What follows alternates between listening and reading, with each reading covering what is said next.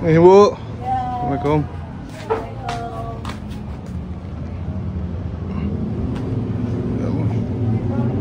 Yuk. silakan masuk. Sama kita ganti casing dulu. No, toh. Ketemu lagi. Ini aja baru ya? Ya, Bu. Iya baru ya? Mereka ada bakso, minum.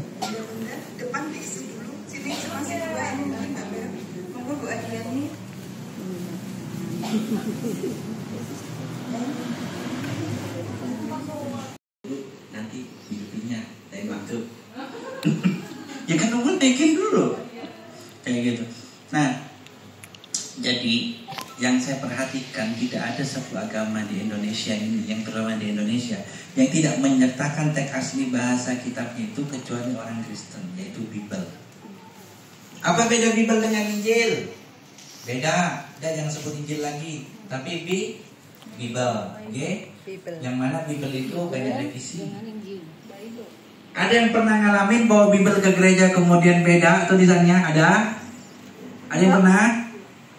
Berarti kalian beli Bible mulu ya? Rajin gitu loh. Assalamualaikum warahmatullahi wabarakatuh. Iwan Villa semua, berjumpa lagi kembali dengan saya di sini di belakang layar ya. Dan di kesempatan ini kita akan kembali berbincang dengan salah satu mualafah yang luar biasa sekali. Selain menjadi seorang mualafah juga menjadi pengurus ya, yang mengurusi mualaf-mualaf yang ada di kota Semarang dan sekitarnya ya. Boleh perkenalkan diri, Mbak? Boleh, nama saya Natalia Arwitasari. Natalia Arwitasari. Arwitasari. Oke. Kalau Natalia Kristen sekali, Arwitasari Jawa lah ya. Ya benar.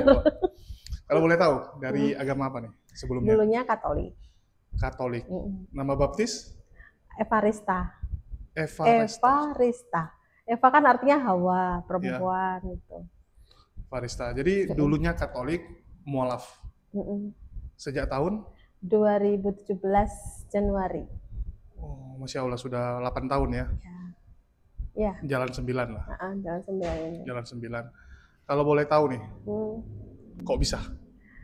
Ya, namanya hidayah ya. Kan karena waktu itu mau menikah. Oh, karena menikah. Karena menikah terus tadinya juga nggak pingin Islam, saya nggak suka Islam. Padahal rumahnya dulu di Wonosari depannya masjid. Wonosari. Kampung Pelangi. Wonosari Malang. Semarang. Semarang ya? Ada namanya Kampung Wonosari. Itu di Kampung Pelangi itu tuh depan saya masjid, tapi saya nggak suka. Nggak suka dengan agama Islam? Nggak suka. Tapi dengan cowok Islam? Nggak suka. Nggak suka juga? Malah mereka yang mau jadi Katolik loh. Waktu itu. Terus namanya teman waktu kecil banyak yang Islam kan, itu dibilang gini, ya Lia coba ngomong asyhadu alla ilaha illallah wa asyhadu anna muhammadar rasulullah waktu kecil itu. Dijebak? Nah, coba gini, insyaallah terus ngomong asyhadu alla ilaha illallah wa asyhadu anna muhammadar rasulullah. Lah kok wis Islam? Ora, kan cuma ngomongan gitu. Terus memang nggak beneran Islam. Terus habis itu kalau aku pergi ke gereja, temanku Islam tak ajak sekolah minggu, mereka mau. Masa mereka mau? Ya kan mau, kan anak kecil. Kalau sekolah minggu kan masih kecil loh ya. Iya. Diajak duluan kan mau aja, nggak ada kayak Kristen terus acara apa kan nggak ada kan. Terus mereka juga bilang, ya Lia enak kowe ya jadi wong Katolik. Kok iso no? Ya neng gereja kan iso lungguh bareng lanang wedok gitu. Laki perempuan kan boleh. Iya. Terus bajunya bagus-bagus, terus wangi-wangi, naiknya mobil sama motor, pokoknya ketoknya orang kaya gitu loh. Terus oke melu agamaku tak bilang gitu. Itu waktu kecil. Tunggu loh, ini nggak ada subtitle nih soalnya. Nggak ada. Bingung kami, apa yang disampaikan ini. Ya. Jadi waktu itu teman-teman malah yang sering ikut ke sekolah minggu. Mereka yang seneng lah. Seneng ya, karena kalau kita itu dikasih jajan. Oh, kalau sekolah minggu dikasih jajan? Ya tuh, dikasih jajan tuh. Bukan cuma dikasih permen, makanan. Kan dikasih jajan, terus kalau waktu Paskah nyari telur, itu ya boleh nyari telur bareng-bareng gitu. Jadinya seneng mereka. Tapi ya kita waktu kecil nggak ada pemikiran kamu Islam, kamu gini, aku Katolik, aku gini tuh ya kita baik-baik aja sih, mainnya teman-teman aja. nggak yang sefanatik sekarang menurut aku. Dulu ya. Mm-mm. Kalau boleh tahu murtad nggak mereka? Enggak, Nggak murtad. enggak, Untung nggak sampai murtad ya. enggak. Tapi ada tuh waktu aku masih Katolik, ada cowok deketin aku, cowok Islam nih, cowok Islam, dia suka banget sama aku. Terus mau jadi Katolik, akunya malah nggak mau dia jadi Katolik. Kan Dia masih menawarkan enggak, dia atau udah sudah langsung Katolik? dia belajar Katolik.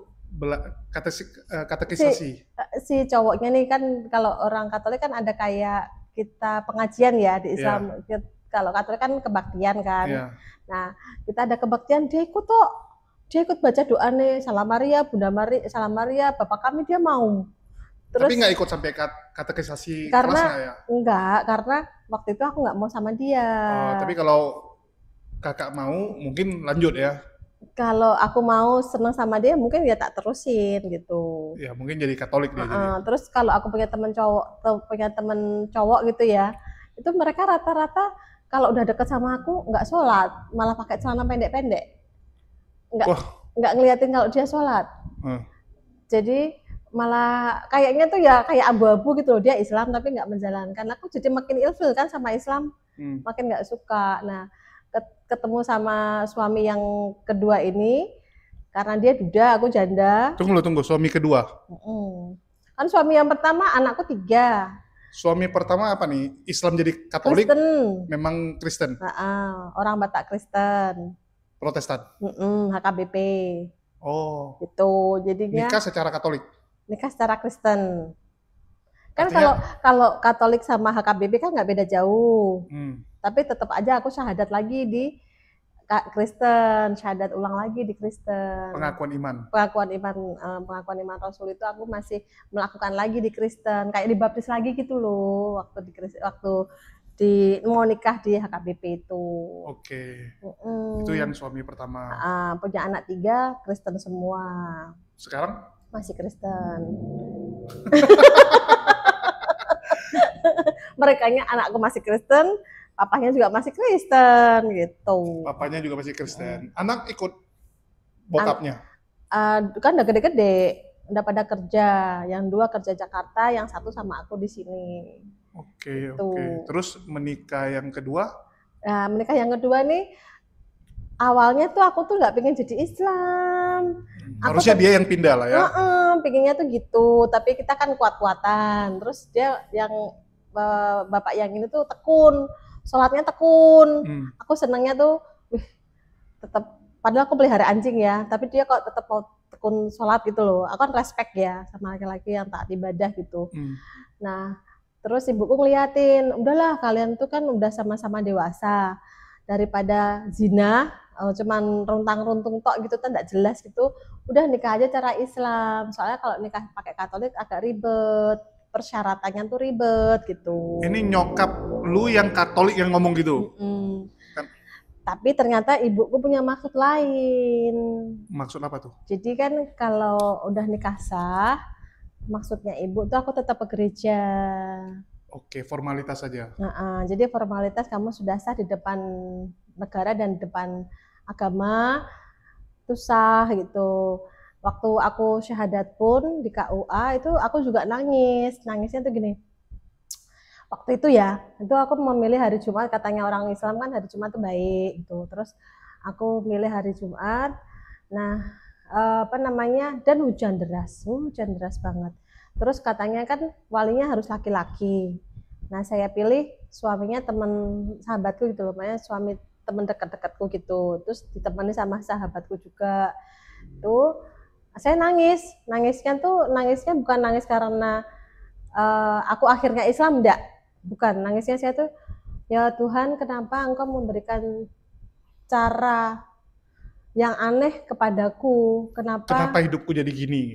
Kenapa hidupku jadi gini, kok kamu rubah hidupku jadi Islam setelah usiaku sekian lama aku mencintai Katolik. Dan itu kan lagi di saat saya syahadat jadi Islam itu saat saya cinta-cintanya dengan Katolik, saat saya lagi jatuh cintanya banget sama Katolik gitu. Nanti dibilang sama teman-teman sebelah, loh bilang cinta tapi pilih laki yang Islam, syahadat lagi loh. Nah, itu juga kalau mereka tidak ada yang bilang gitu sih, tapi kalaupun mereka ada yang bilang gitu, saya pun juga akan ngomong, kalian kan tahu kalau saya janda waktu itu, dan waktu itu juga ada laki-laki yang Buddha Katolik. Kenapa laki-laki Katolik tidak ada yang mau mendekati saya, malah yang dekat malah yang Islam gitu kan.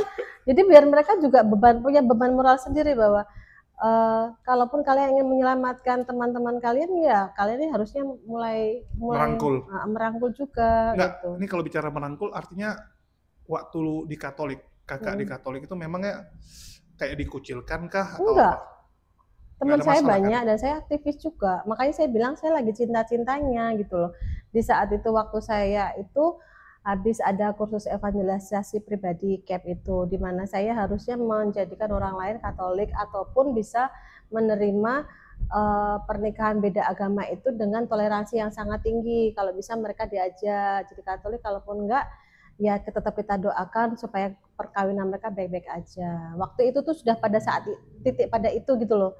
Jadi kenapa aku bilang aku cinta banget Katolik waktu itu. Nggak ada masalah sama sekali, nggak ada masalah. Keuanganku lancar, usahaku lancar, semuanya lancar. Sama keluarga juga baik-baik aja.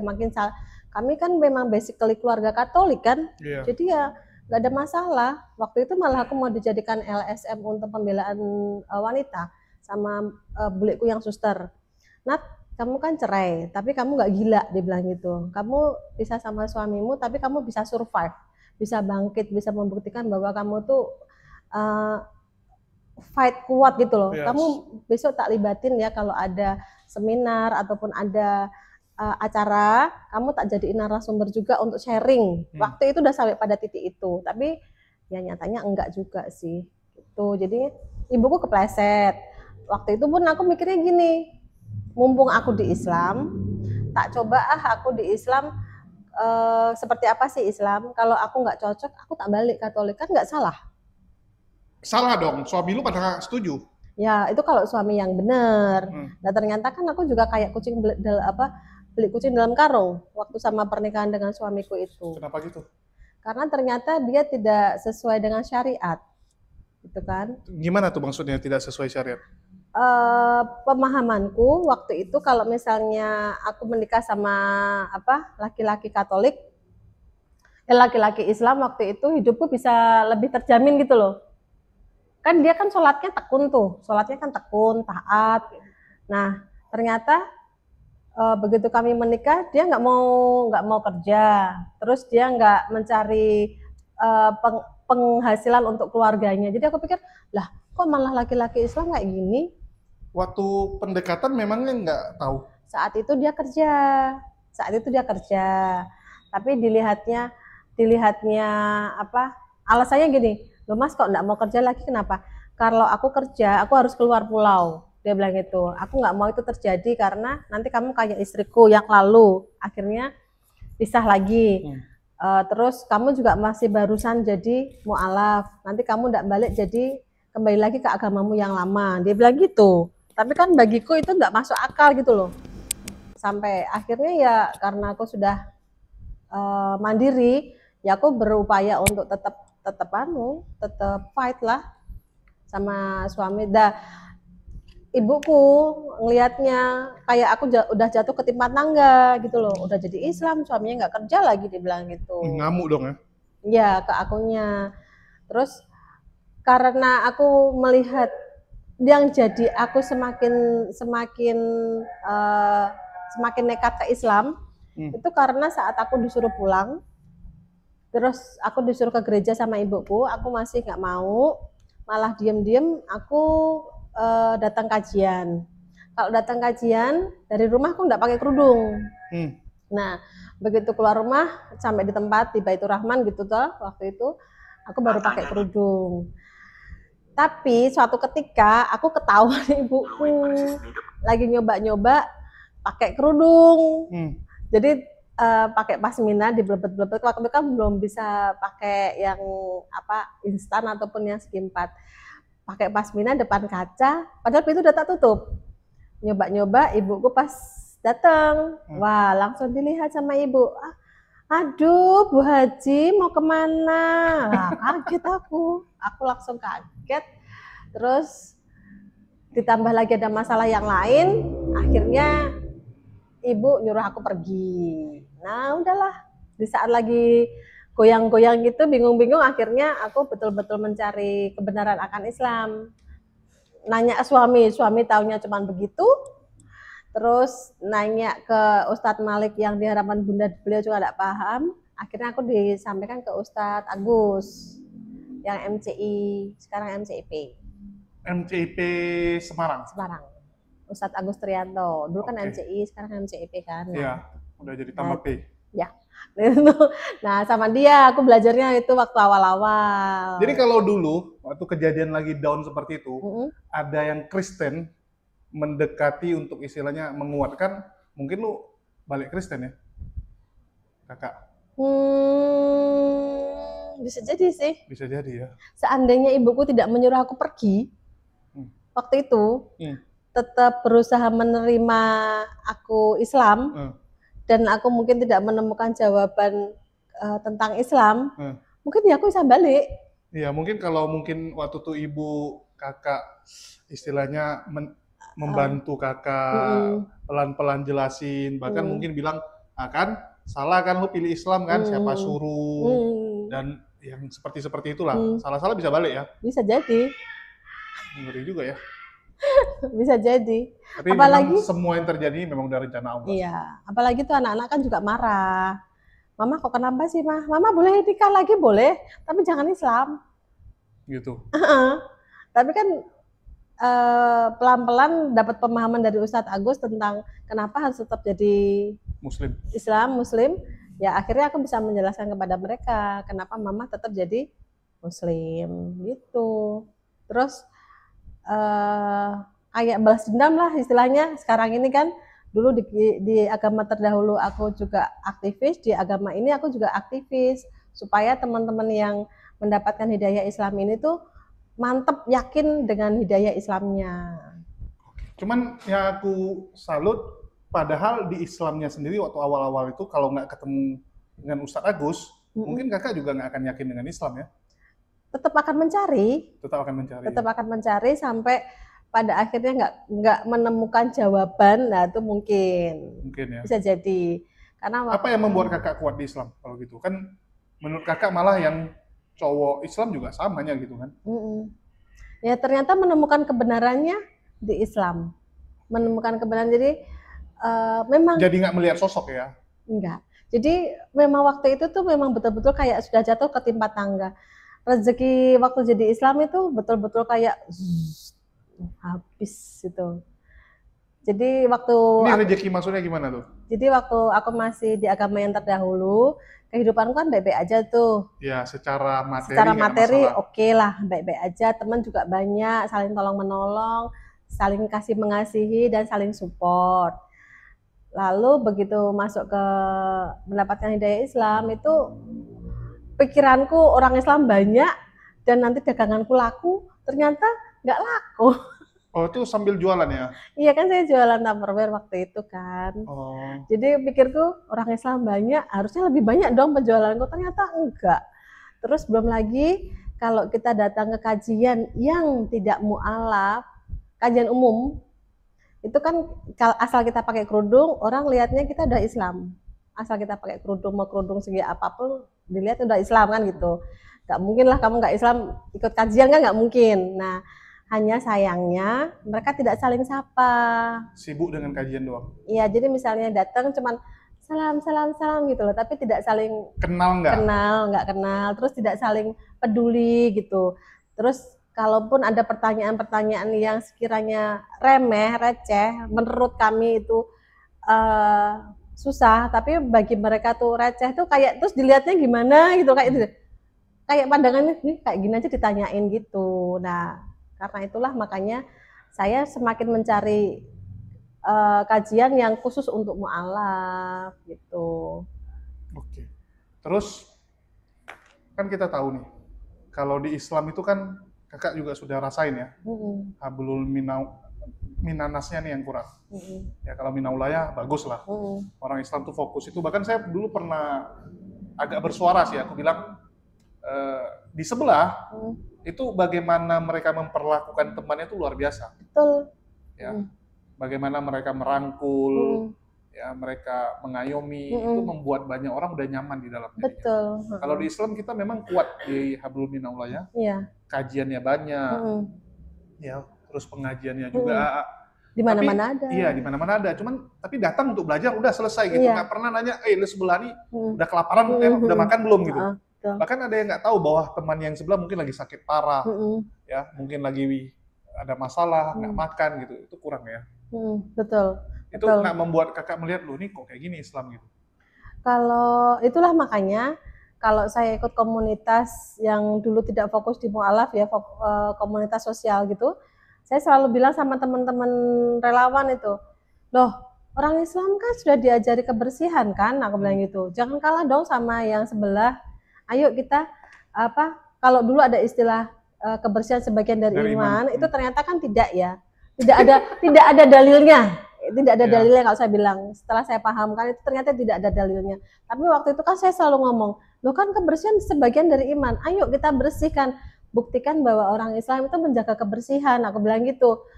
Jadi saya marah, saya cerewet, tapi saya juga kalaupun mereka enggak ngikutin apa maksud saya, ya sudah saya kerjakan sendiri.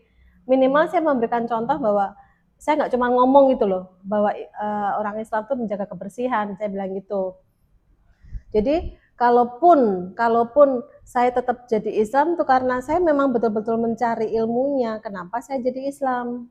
Sehingga bisa buktiin gitu. Ya, ada orang kan sebelum masuk cari dulu, baru masuk. Kalau kakak masuk dulu, nggak sengaja terpleset kalau nggak sengaja terpleset, tapi begitu dari dalam malah belajar dengan sungguh-sungguh jadinya.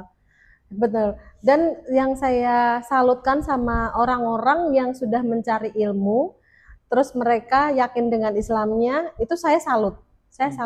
Berarti kan dia menggunakan akalnya, oh agamaku yang dahulu itu nggak realistis gitu. Yang di Islam ini realistis kok, ya udah aku jadi Islam. Itu saya akuin, saya salut.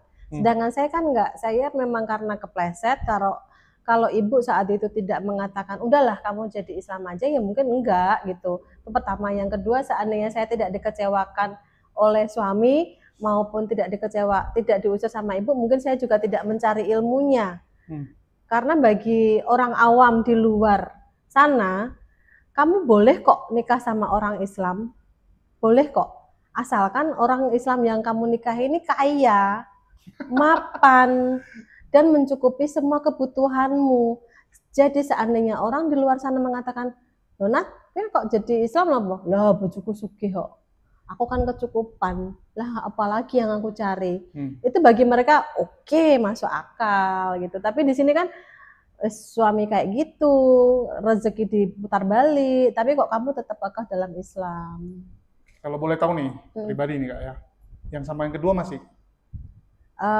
Ini lagi proses, kita sudah pisah lama sih, tapi tidak ada yang mengajukan. Oh, jadi gitu. Yang gantung aja, gantung gitu aja. Kalau seandainya nih, tiba-tiba yang datang cowok Kristen, pindah lagi dong? Enggak. Ya, waktu kemarin Katolik, begitu Islam datang, kakak pindah? Itu karena kepleset tadi. Kan niatnya saya nggak mau nikah.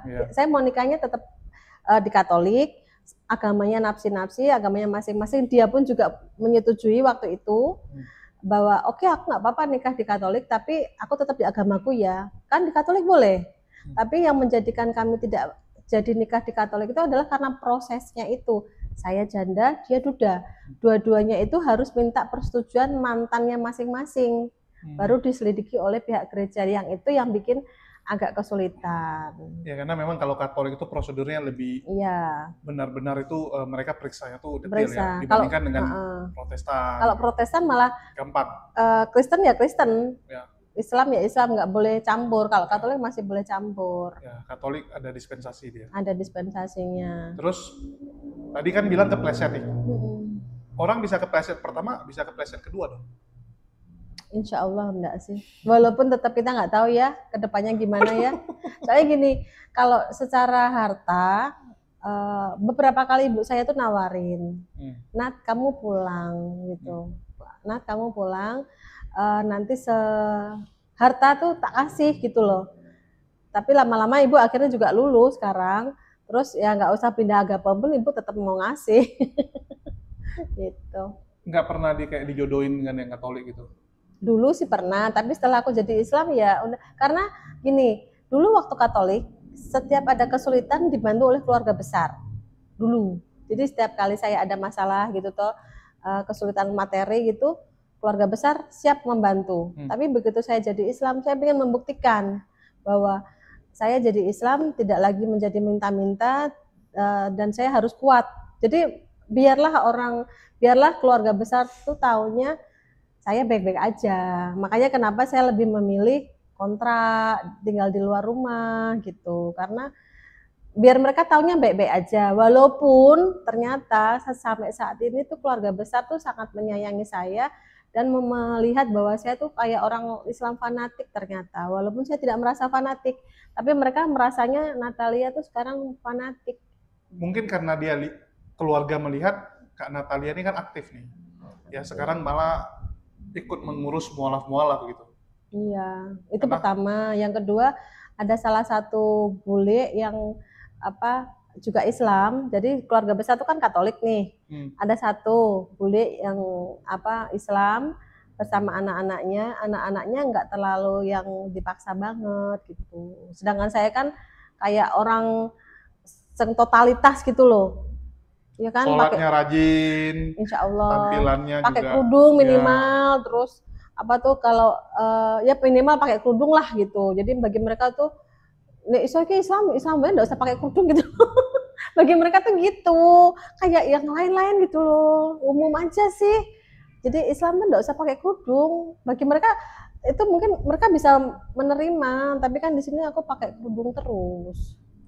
Kalau boleh tahu nih Kak, aku kadang kurang tahu sih sejarah kenapa orang Jawa banyak juga yang Katolik sama Kristen gitu ya.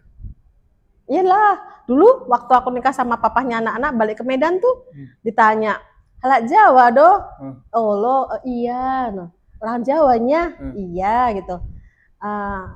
Do agama gitu. Katolik, oh kirain silum. Silum kan kalau Islam kan silum ya gitu, kirain silum. Tahu, aupe Katolik gitu, makanya diizinkan menikah. Ya, karena agak bingung gitu, kalau di Medan tuh nggak ada orang Jawa yang Katolik atau Kristen. Iya, ke pajak aja beli daging babi, halak Jawa makan daging babinya gitu. Aupe parumen si Amang si Aloho gitu kan. Jadi gitu baru paham. Udah bisa bahasa Batak juga. Ya? Mar pasir doang gitu. Jadi di sana pun juga dikirain orang Jawa orang banyak Islam gitu, ternyata gitu juga kan. Tapi sebetulnya sih memang orang Islam yang lahir dari kecil itu malah sukanya lebih keras daripada yang kami mualaf. Dalam arti gini, orang Islam dari lahir itu sukanya gini, maksain, kamu tuh kan udah kayak suamiku lah gini, mamahnya sudah Islam, anaknya yang ikut mamahnya harusnya juga Islam kan gitu. Terus saya bilang gini, ya lakum dinukum waliyadin apa? Aku bilang gitu. Hidayah itu dari Allah. Aku udah ngasih tahu sama Revan kenapa mamanya tetap Katolik, tetap Islam. Dia tetap belum ada tergerak hatinya kan berarti memang hidayah dari Allah. Aku bilang gitu. Ya, nggak boleh, memang nggak boleh lah. Biarkan mereka memilih kan. Saya ngasih tahu ke ibu juga kenapa saya tetap Islam. Ibu pun juga sudah kekeh dengan keyakinannya Katolik, ya sudah. Ibu kan jujur, aku dulu tuh Islam, ibuku. Tapi karena aku sudah memilih jadi Katolik, ya aku harus menekuni agamaku Katolik. Gitu. Orang tua ya, ibu ya. Jadi kalau sekarang aku sudah memilih menjadi seorang Islam, ya sudah, aku harus sungguh-sungguh menjadi Islam gitu. Terus kakak tadi cerita nih, keluarga kan jadi nggak bantu, ekonomi juga jatuh. Ya, sampai sekarang atau udah bangkit nih? Ya sekarang cara pandangnya berbeda. Cara pandangnya berbeda. Gimana? Cara pandangnya kalau dulu kan harus ada duit, apa-apa duit kan. Nah kalau sekarang yang penting aku bisa bayar cicilan, Terus kalau makan ya nggak harus mewah-mewah kayak dulu, yang penting bisa makan. Ya alhamdulillah kecukupan, aku bilang gitu. Pokoknya sekarang cara pandangnya cuma gini, nggak mungkin lah Allah tuh nggak nolong aku kan gitu. Kalau dulu kan mungkin masih ada ragu-ragu. Kalau sekarang, ya Allah kamu nih ya, jualanku tuh kok nggak laku, pasti kamu memberikan cara yang lain kan. Aku paling gitu doang sih. Udah lebih bisa ikhlas dan bersyukur ya. Itu sih kelebihan Islam sih. Islam itu lebih bersyukur sih. Ya kalau memahamin, kalau yang nggak memahamin tetap aja meronta-ronta. Nggak, ikhlasnya itu yang beda gitu. Dulu salah satu yang bikin saya tertarik Islam ya, salah satu itu saya lihat nih orang Islam kok pasrah-pasrah, saya pikir dulu kan. Maksudnya kayak nggak ada ambisi gitu. Saya pikir dulu gitu, ini orang Islam kok kayak lembek-lembek gitu kan, nggak ada semangat, fighting spiritnya kurang gitu. Iya. Tapi begitu saya lihat, ya mereka menganggap bahwa dunia ini sementara gitu. Ya kalaupun susah, ya sudah nggak apa-apa, jalani gitu, nggak perlu harus merengek-rengek, harus lebay gitu kan. Jadi saya bilang, wah ikhlasnya luar biasa itu kan, benar-benar tuh saya salut sih gitu. Benar-benar waktu tuh atau masih Kristen ya, saya menganggap orang Islam ini hebatnya di situ sih. Kena masalah pun dia nggak sampai down kali gitu. Ya, dapat masalah pun nggak down kali. Bahkan saya kan dari Aceh. Besar di Medan, tapi keluarga banyak di Aceh, usaha juga sebagian di Aceh. Dan termasuk korban tsunami. Ya, jadi waktu saya pelajari lagi tsunami, saya lihat orang Aceh kan kena musibah gede berat banget itu kan, tsunami itu kan. Tapi orangnya nggak sampai gila gitu. Jadi saya tanya kok bisa gitu? Ya karena agama. Masih ada pegangan di agama. Jadi kalaupun meninggal keluarga, ya masih bisa berjumpa di surga gitu kan. Nanti di jannah ketemu lagi gitu. Kuat-kuat saya pikir kan, tambah. Saya tanya usaha Anda, kan usaha Bapak dulu hancur gitu kan, nggak stres ya? Ya macam mana udah terjadi, dia bilang. Oh, pasrah gitu kan. Saya bandingin dengan saya karena Chinese ya. Kalau Chinese itu kalau sempat usaha gitu stresnya luar biasa gitu. Iya benar. Teman saya yang Kristen taat pun kalau usahanya sampai kena musibah kayak gitu, ya gila bisa gitu. Iya. Bisa ratapinya tuh sampai 10 tahun ke depan akan ungkit sampai meninggal, mungkin dia akan ungkit gitu. Bisa jadi sih. Kalau yang muslim lebih kayak ya wes gitu ya, sudahlah gitu kan. Hebat gitu. Ya itulah.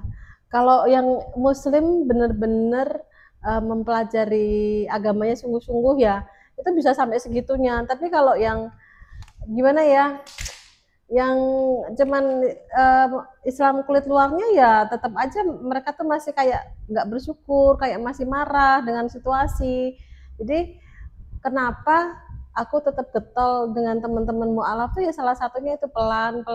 Ayo kita belajarnya bareng-bareng. Terus kalau punya ilmu dapat masukan itu diamalkan gitu loh. Nggak cuman ya deh aku datang kajian memang karena aku suka kajian. Ya deh di sini aku ketemu temanku. Terus aku bisa kangen-kangenan ataupun oh ya dia aku punya kepentingan bisnis di sini, aku bisa dapat cuan di sini. Nggak cuman itu, tapi kalau memang betul Islam tuh memang gimana ya, aku bilang yang tadinya aku melihat segala sesuatunya dengan dunia, bahwa orang kalau nggak kaya nggak dihargain, orang kalau nggak sukses nggak dihargain. Tapi begitu jadi orang Islam, kalau kamu sukses tapi itu nggak dimanfaatkan dengan baik, malah hisapnya gede. Nanti katanya seperti itu. Terus kalaupun kamu jadi orang kaya ternyata hasilnya bukan dari hal yang baik, juga nanti hisapnya juga gede. Jadi kalau ada orang bilang ini, Mbak, aku kok nggak punya apa-apa, ih malah enak tahu, nanti hisapnya dikit, bilang gitu. Terus teman-teman pada ngeliatin barang-barangmu, Mbak Nat, ini barang-barangmu Tupperware besok gimana? Nggak masalah. Kalau misalnya anakku pada nggak mau, biar disedekahin aja kemana-kemana. Ya sedekahnya sekarang, ya beda kali, karena aku masih hidup. Bisa tak buat ikhtiar, aku dapat duit, aku bilang gitu.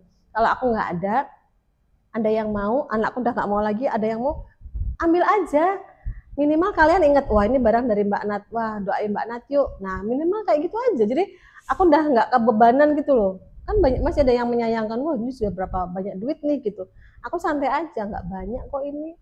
Terus kalau ada yang Mbak nanti boleh. Kalau aku masih seneng, ya maaf jangan, aku bilang gitu. Tapi jujur, aku juga nggak senang sama orang yang berdalih dengan rezeki kan udah di Allah yang atur, tapi tidak mau usaha. Itu aku juga tidak Nggak senang. bisa, harus ikhtiar. Nah, aku juga tidak senang itu. Jadi dengan dalilnya bahwa kan rezeki udah diatur, ya udah aku gini aja cukup. Aku tidak senang itu. Sama kayak anak kita lah. Kalau anak kita pengen sesuatu, dia berusaha kan kita juga lihatnya juga senang ya. Kalau anaknya cuma malas-malasan juga kita ngasihnya juga ya anak kok malas. Iya, makanya mental itu loh.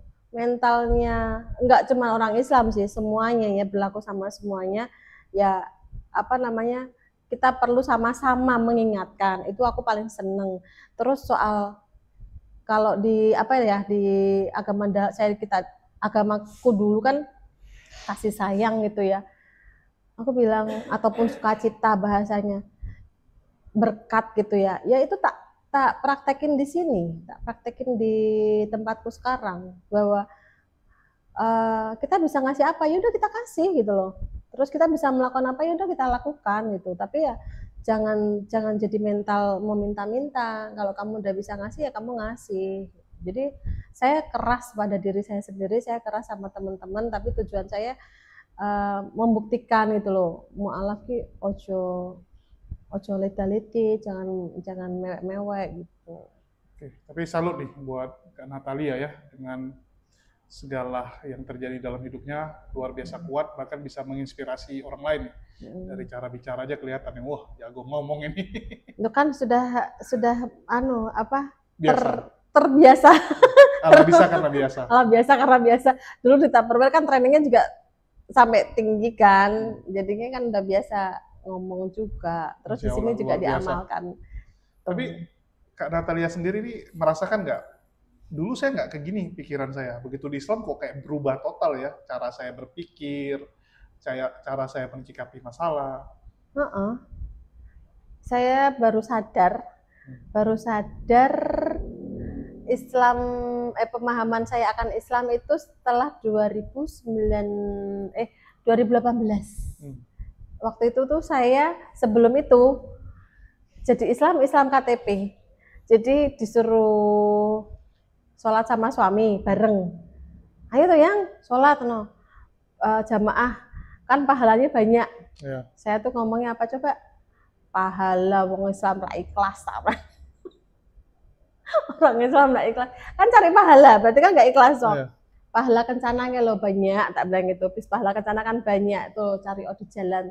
Wong Islam orang ikhlas apa-apa dilok pahala. Sekarang aku kena sendiri kok, ucap sendiri cari pahala itu. Jadi Islamku waktu itu dulu juga disuruh sholat nggak mau sholat. Terus puasa mau sih, tapi cuman ngot-ngotan karena siapa tahu iso diet sisan kan gitu ya, sekalian diet gitu. Tapi nggak sungguh-sungguh gitu loh. Pengajian ya datang kajian. Sama waktu itu di Baitur Rahman setiap hari Sabtu. Ya udah nyimak gitu serius, berusaha memahami lah.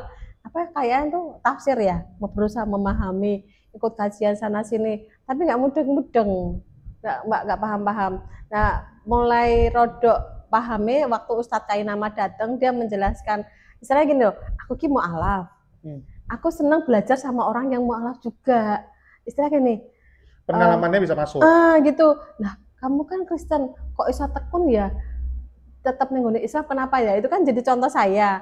Terus akhirnya saya syahadat waktu ada Ustadz Kainama itu, syahadat lagi itu diketawain sama suamiku. Notabene kan dia Islam kan ya, tapi kayak ngeremehin gitu loh.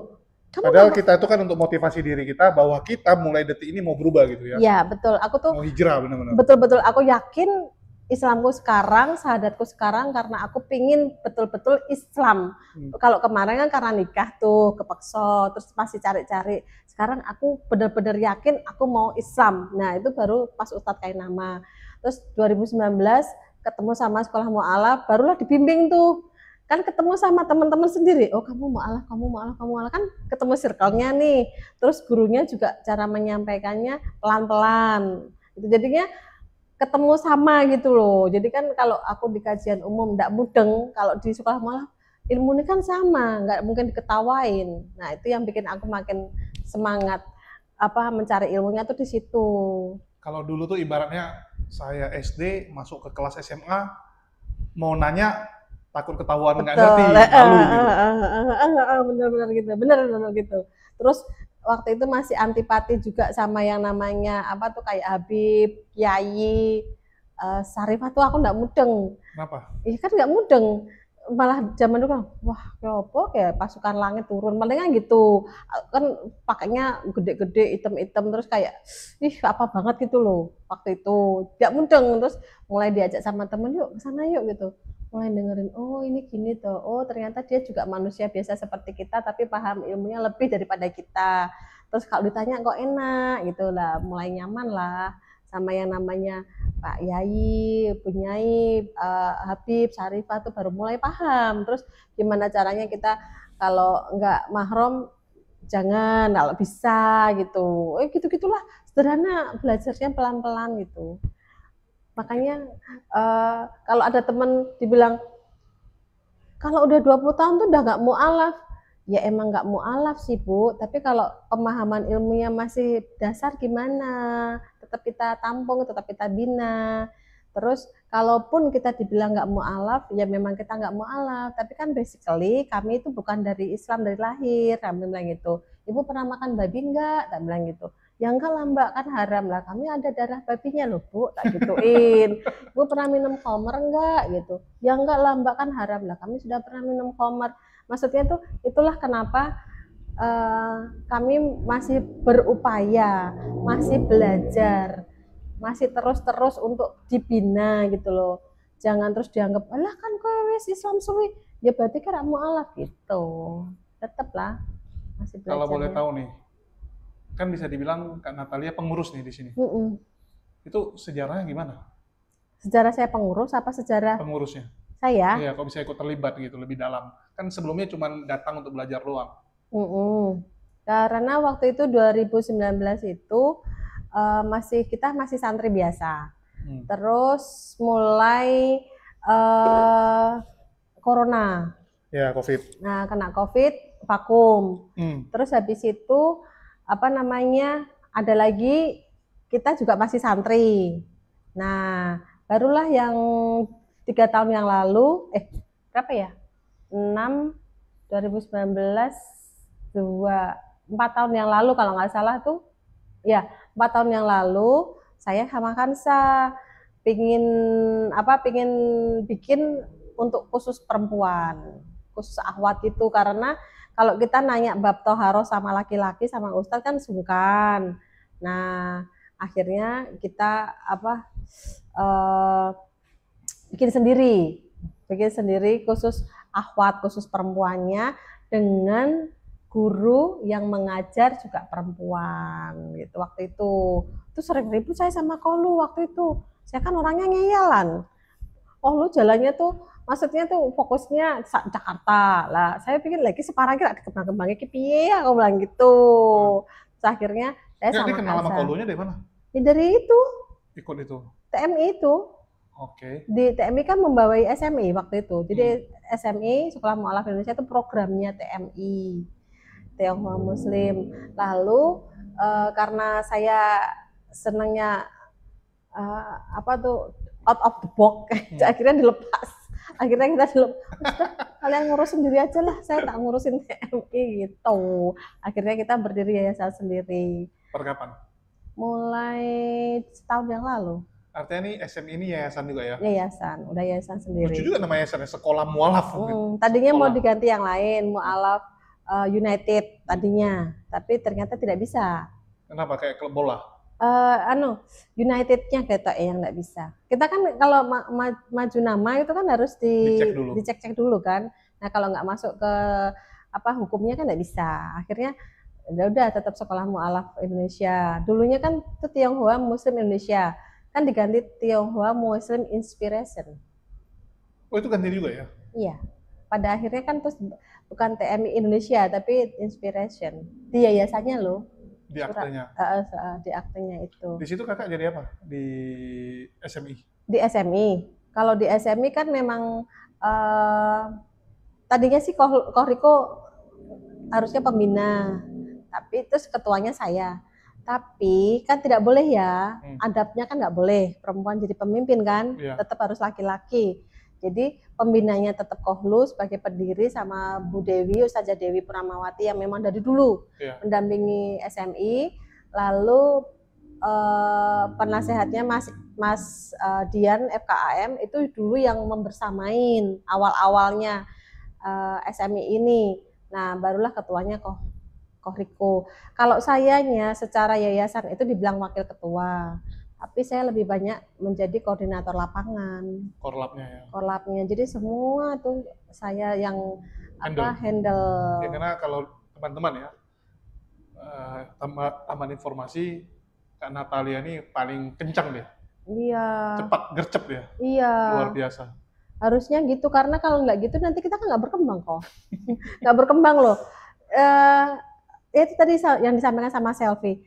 Jadi mu'alaf ini tuh banyak, tapi mereka itu belajarnya di mana tuh nggak tahu gitu loh. Nggak ada menemukan rumah yang nyaman, yang betul-betul menggait gitu loh, yang runtut gitu loh, nggak ada. Adanya tuh gini, ini ada kajian, ini ada kajian, ini ada kajian. Kamu mau datang silakan, nggak mau datang silakan gitu loh. Terus kalau kamu masuk dalam komunitas kami, ya nanti kami informasikan, paling gitu doang. Tapi kalau di Sekolah Mu'alaf Indonesia tuh enggak. Dulu saya kan visit satu-satu. Datangnya satu-satu. Gayanya Kristen ini. Modelnya, ya betul. Modelnya Sinterklas gitu. Jadi kita datang bawa hadiah, bawa beras. Nanti kita ngobrol, kita sharing dan kita kenal, terus akhirnya mereka mau belajar. Dari situ akhirnya banyak yang datang. Terus dari mereka yang datang ngajak temennya yang lain. Iya, karena ada berasnya nih ya. Iya betul. Itu berasnya itu kalau datang 2 kali dapat sebulan datang 2 kali dapat beras 1 kilo, 1 pack 5 kilo. Tapi kalau datangnya 3-4 kali dapat tambahan lagi 1 pack 5 kilo. Jadi kalau dia datang sebulan 4 kali dapat 10 kilo. Itu tuh bagi kami menginformasikan kepada mereka, buktiin sama keluarga besar kalian bahwa kalian datang di Sekolah Mu'alaf belajar sungguh-sungguh, itu bukan cuma datang belajar pulang bawa snack, tapi ada kalanya kalian datang bawa beras. Jadi keluarga kalian pun juga ikut merasakan. Akhirnya apa? Para suami-suami juga mendukung mereka ke sini. Mereka belajar tuh mereka juga seneng gitu, karena dapat ilmu, dapat komunitasnya, dapat berasnya. Ini jadi ibarat kayak waktu ngajarin anak-anak pertama kali ya. Kalau di Muslim kan yang lahir Muslim, anak-anaknya dipancingnya dulu seperti ini ya. Betul. Ini kalau mu'alaf kayak anak kecil juga dimulai. Betul. Makanya ini kan kita, karena donaturnya makin lama makin dikit nih untuk beras, ya kan akhirnya kita kan pengurus harus semakin ngakalin lah gimana caranya kita bisa tetap survive gitu. Nah, insya Allah kita pun juga akan mendidik teman-teman supaya teman-teman ayo punya rasa tanggung jawab juga, minimal kamu dengan kenceleng gitu kan. Nanti insya Allah kita mulai edarin, dari situ kalian mengembalikan lagi kepada kami, kita alokasikan lagi. Jadi mulai belajar untuk menerima tapi juga memberi dari hal yang kecil. Dan memang impian saya tuh gini kok, di kota-kota lain memang sudah ada komunitas mu'alaf yang lain, tapi sejauh ini yang saya tahu adalah mereka tidak di sungguh-sungguh belajarnya gitu loh.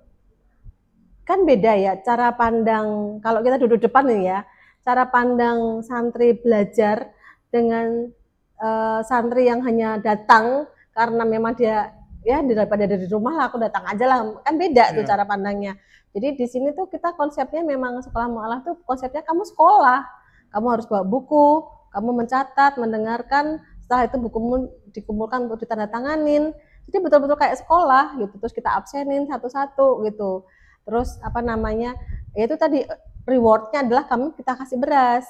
Nah dari situ sering ketemu nih yang tadinya nggak kenal, akhirnya mereka senang, mereka nyaman. Nah kalau sudah kayak gitu kan kita mau apain mereka aja kan bisa kok. Apain ini?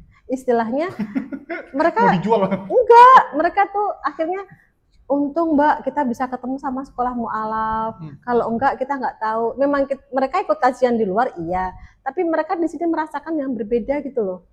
Itu yang sering aku bikin teman-teman terenyuh, terus pengen buka di kota-kota lain tuh salah satunya itu kok. Makanya kan Semarang udah settle nih, makanya buka Salatiga. Salatiga keterbatasannya kan jarak, jadi kita masih 2 minggu sekali. Kalau di sana sudah ada satu orang yang sangat-sangat luar biasa, dia STH namanya Pak Otmil tuh, dia mungkin bisalah menjadi penerusnya yang di sana SMI yang menggerakkan ya. Moga-moga keterbatasan, kalau saya sudah bisa lepas sana nanti Ungaran, mulai fokus Ungaran. Kalau Ungaran udah bisa baru ke Demak gitu. Demak kan juga banyak mualaf. Nah, saya pinginnya tuh dari yang sedikit ini teman-teman belajar, teman-teman kumpul, rasanya seneng. Nanti kan banyak yang datang. Sip. Kalau boleh tahu tuh, itu berapa lama sih sampai tamat Apanya? mualafah itu belajar? Ya nggak ada tamatnya kali. Nggak ada tamatnya itu? Nggak ada lah. Loh, artinya Tamatnya kalau udah meninggal. kalau meninggal. Kalau gitu setiap bulan dapat beras dong terus Iya seumur hidup. Ya kalau dia masih hidup. Ya hidup dong, masa meninggal? Ya iya, makanya kalau dia masih hidup, masih mau belajar di sini, ya itu tadi. Dulunya tuh kita nggak ada aturan harus mencatat kok, nggak ada. Terus makin lama muridnya makin banyak, bicaranya berhasil semakin selektif untuk didapatkan, gitu toh. Nah akhirnya ya itu tadi pencatat itu. Terus sekarang kita mikir lagi, ki, masa tetap apa namanya 2 kali dan 3 kali. Ya udah, yang prestasi 4 kali gitu. Kan gede tuh biayanya loh. Gede juga biayanya Ya, beras. dilihat dari mananya nih. Kalau beras Kalau lagi murah, jumlah orangnya banyak yang datang, bisa sejauh kelabakan. ini kita tuh sudah nape 90. Apa tuh? 90 pak beras setiap bulannya. 90 pack 5 kilo setiap bulan. Anggaplah 100 ya. Anggaplah 100. 100 kali 70.000 gitu ya. Paling murah itu. Udah 7 juta. 7 juta. Sebulan dikeluarin dari yayasan ini. Tapi itu kan ternyata kita dapat donatur ya, ada tercover separuh dari donatur. Oke, cuman kan kalau jumlahnya segini, kalau terus bertambah terus kan setiap waktu bertambah terus jumlah muridnya. Ya alhamdulillah tokoh. Itu kan berarti para pengurus ini juga diberikan ladang pahala sebanyak-banyaknya untuk mengetok pintu donatur. Ya kan?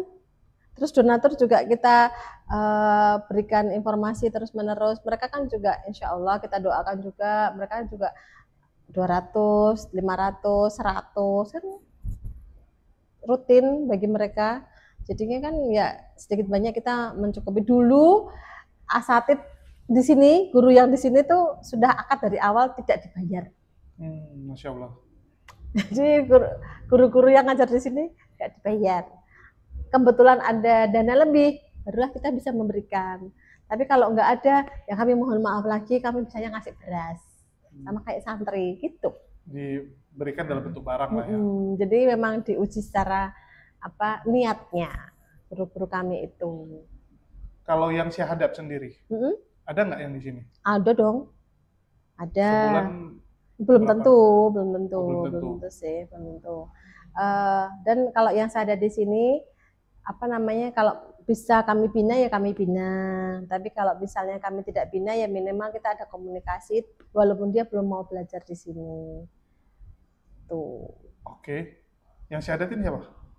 Ya ustazahnya. Ustazahnya langsung ya. Ustazahnya. Kalau enggak koriko, kalau laki-laki koriko, kalau perempuan ustazah. Artinya mualaf-mualafnya bisa jadi juga tergabung di mualaf center yang lain kan? Bisa jadi. Jadi di sana belajar, sini belajar gitu ya? Ada, memang gitu. Kami juga kalau pekan ketiga belajar sama MCIP. Terus setiap ahad itu ada yang belajar juga di rumah mualaf. Kalau rumah mualaf kan punyanya MUI, punyanya Basnas kan. Jadi negeri lah istilahnya. Kalau kami bilang kami ini swastanya gitu. Karena punya pemerintah. Punya pemerintah gitu. Jadi cuman kan gini Kak, kalau jumlah orangnya terus bertambah, kan akan membengkak biaya dan tempatnya bisa jadi nggak muat lagi gitu. Kalau masalah tempat, bisa jadi pindah ke masjid. Bisa jadi kan. Tapi kalau terlalu banyak kan jadi nggak bisa diperhatikan. Nggak efektif jadinya. Kita ada piket. PC piket. Nah itulah PC piket yang memperhatikan anggota-anggotanya. Jadi dari saya nih, saya ada Mbak Susana. Mbak Susana kalau di kepengurusan yayasan kan dia selaku bendahara. Tapi di bawahnya itu secara tidak terlihatnya dia adalah PJ SMI Kota Semarang. Jadi Kota Semarang kan ada ada SMI prioritas yang setiap Selasa di Balubait itu, sama di sini. Dan dia PJ-nya. Dia selaku PJ, dia punya ketua kelas masing-masing di sini maupun di Balubait. Di setiap yang hari Selasa itu ada ketua kelasnya. Setelah itu ketua kelas juga bukan membawahi sih, menginformasikan kepada PJ masing-masing piket. Kan sebulan ada 4 piket, ada 4 minggu, 4 pekan. Itu masing-masing ada piketnya. Jadi di breakdown gitu kok. Ya, yang saya salut, ini kerjaan siapa nih sampai bisa punya program begitu detail? Ya dari kita untuk kita. Jadi misalnya dulu kan pemikirannya hanya semuanya saya, bersih-bersih saya, ngurusin ustazah saya, semuanya saya. Tapi begitu kita sudah ada SDM baru dari santri-santri yang belajar, kita lihat punya potensi, ya kita ajak. Akhirnya kita bisa berpikir bersama. Kalau dulu sedikit, sekarang makin banyak. Alhamdulillahnya pengurusnya kan juga dulunya cuma sedikit, sekarang udah makin banyak. Gitu. Tapi untuk yang inti-inti masih tetap sama saya. Itunya sih. Salut sih, soalnya jujur ya, saya kan ketemu banyak ya mualaf gitu ya. Maksudnya programnya itu benar-benar tertata dengan baik sih sekolah mualaf ini. Dan satu-satunya komunitas mualaf yang pengurusnya mualaf, santrinya yang diurus mualaf dan hanya fokus di belajar. Fokusnya ya, maksudnya yang saya selalu fokusnya di belajarnya gitu. Kalau yang tempat lain, komunitas lain kan setelah mereka dikenal, mereka banyak agenda, akhirnya mualafnya itu malah nggak diurus, ya kan? Tahu kan? Jadi kan malah fokusnya untuk yang ini. Kalau mualafnya itu nggak ada limit waktu, akan over gitu, akan nggak bisa ditampung semua dong kan gitu. Pasti harus ada yang tamat gitu. Kalau masalah tamatnya sih nggak ada, itu kan sama aja kita membatasi mereka mau belajar. Ya mungkin untuk yang dapat hadiahnya mungkin. Oke, lu mau belajar, tapi yang nggak perlu lagi gitu kan. Anggap lu udah dewasa lah. Yang awal-awal ini kayak anak-anak lah, perlu kita rayu gitu kan, supaya dia rajin. Tapi kalau yang udah dewasa ya mungkin dilepas gitu. Bisa perlu kasih hadiah lagi gitu. Nah, itu juga ada sih pemikiran seperti itu dari salah satu donatur kami, YBMBLN tuh. Itu kan juga mensupport kami saat ini. Itu juga bilang gitu. Kalau memang tidak ada perbaikan secara ilmu, ya dialihkan untuk yang lain gitu. Iya, nanti datang, ya kita nggak ini ya, bukannya berpikiran negatif, ya bukannya suzon. Kan ada juga nanti orang-orang yang mungkin datang cuma untuk ngincar itunya, padahal dia tidur-tiduran aja gitu kan. Bisa nggak? Nggak boleh. Kalau di sini kan semua diawasin. Apa hukumannya? Nggak ada hukuman, cuman ya bisa tanya nih besok sama teman-teman yang diceritain kan bahwa di sini tuh pada megang buku, mencatat. Kalau dia main HP, nanti difoto, terus di-share di grup. Oh, di hukuman sosial? Jadi kalau yang malas-malasan akan di-share di grup? Jadi misalnya nih, harusnya kan di sini aturannya mencatat. Terus habis mencatat, otomatis kan nggak pegang HP nih, pegang HP-nya kala-kala aja kan, nggak setiap saat kan. Nah, habis itu bukunya kan dikumpulin, tanda tangan sama pengurus. Nah, seandainya di saat belajar ada yang main HP, nggak serius sama pelajarannya, kita foto. Terus kita share di grup. Gitu. Jadi kan hukuman sosial. Iya, gitu. Terus kalau enggak dia ngomong sendiri, kita saling tepuk. Gitu.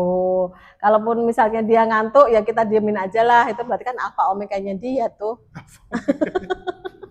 Antara kan kalau katanya gitu kok. Keren sih malah harusnya mungkin diterapkan di Jakarta juga nih ya, maunya gitu atau kita buka sekolah mualaf di Jakarta biar saya bisa kemana-mana. Ya, tapi jangan lupa juga ya bagi teman-teman kita mengajak ya, ini luar biasa, jujur ya, saya salut dengan apa yang dilakukan oleh teman-teman SMI ya, Sekolah Mualaf Indonesia nih tempatnya.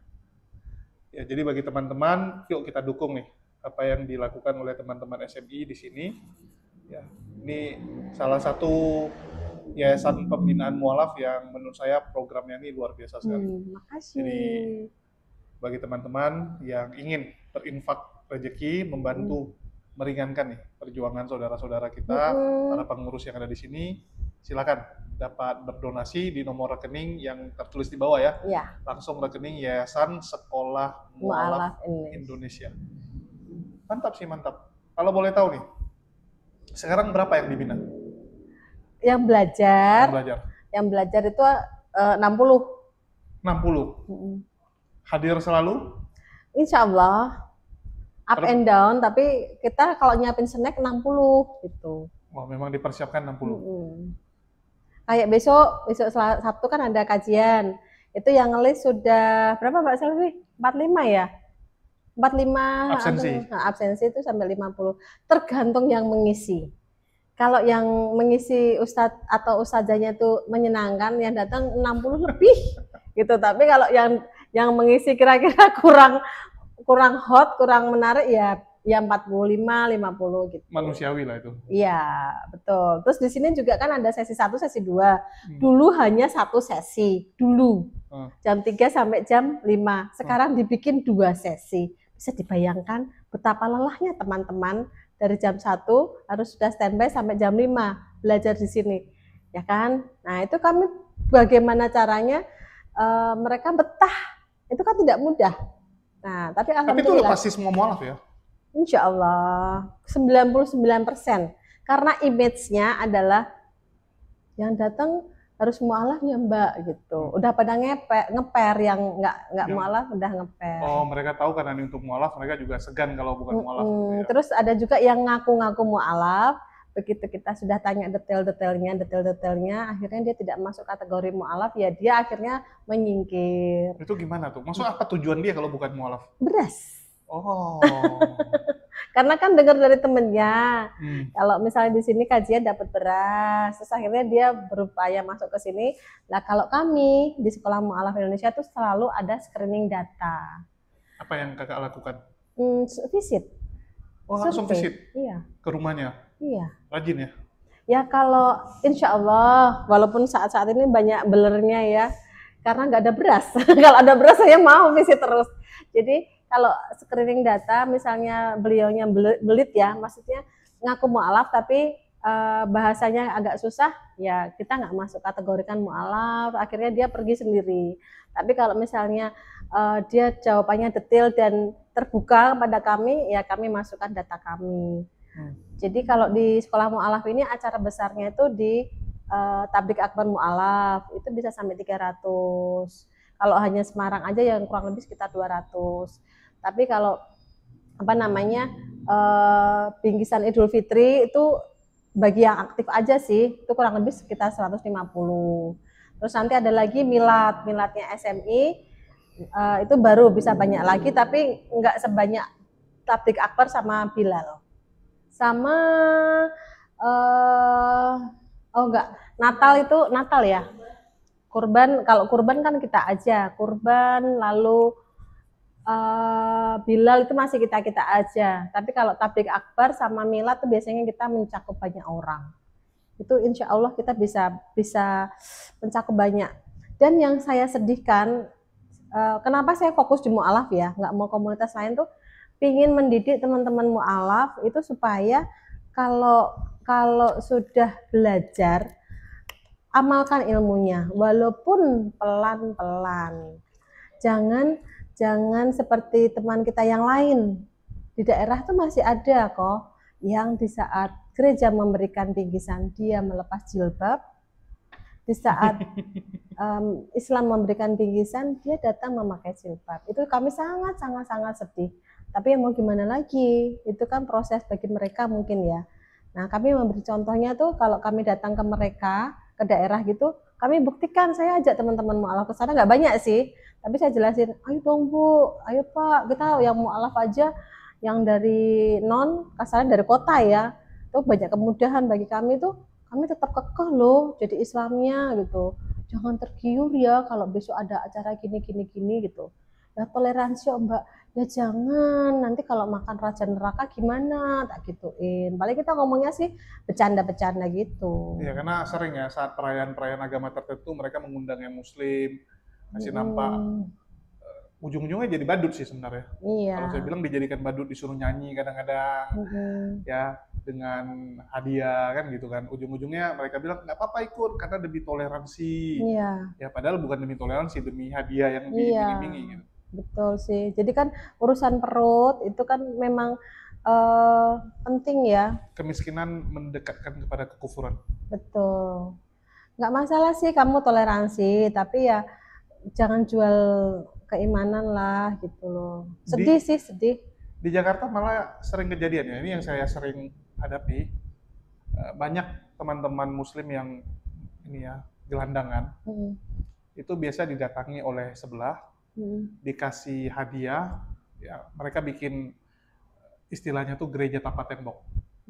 Jadi hmm, ada kebaktiannya, hmm. nyanyi-nyanyi, dengar firman dari pendetanya, terus nanti didoain satu-satu, padahal muslim nih semua, Iya. didoain satu-satu.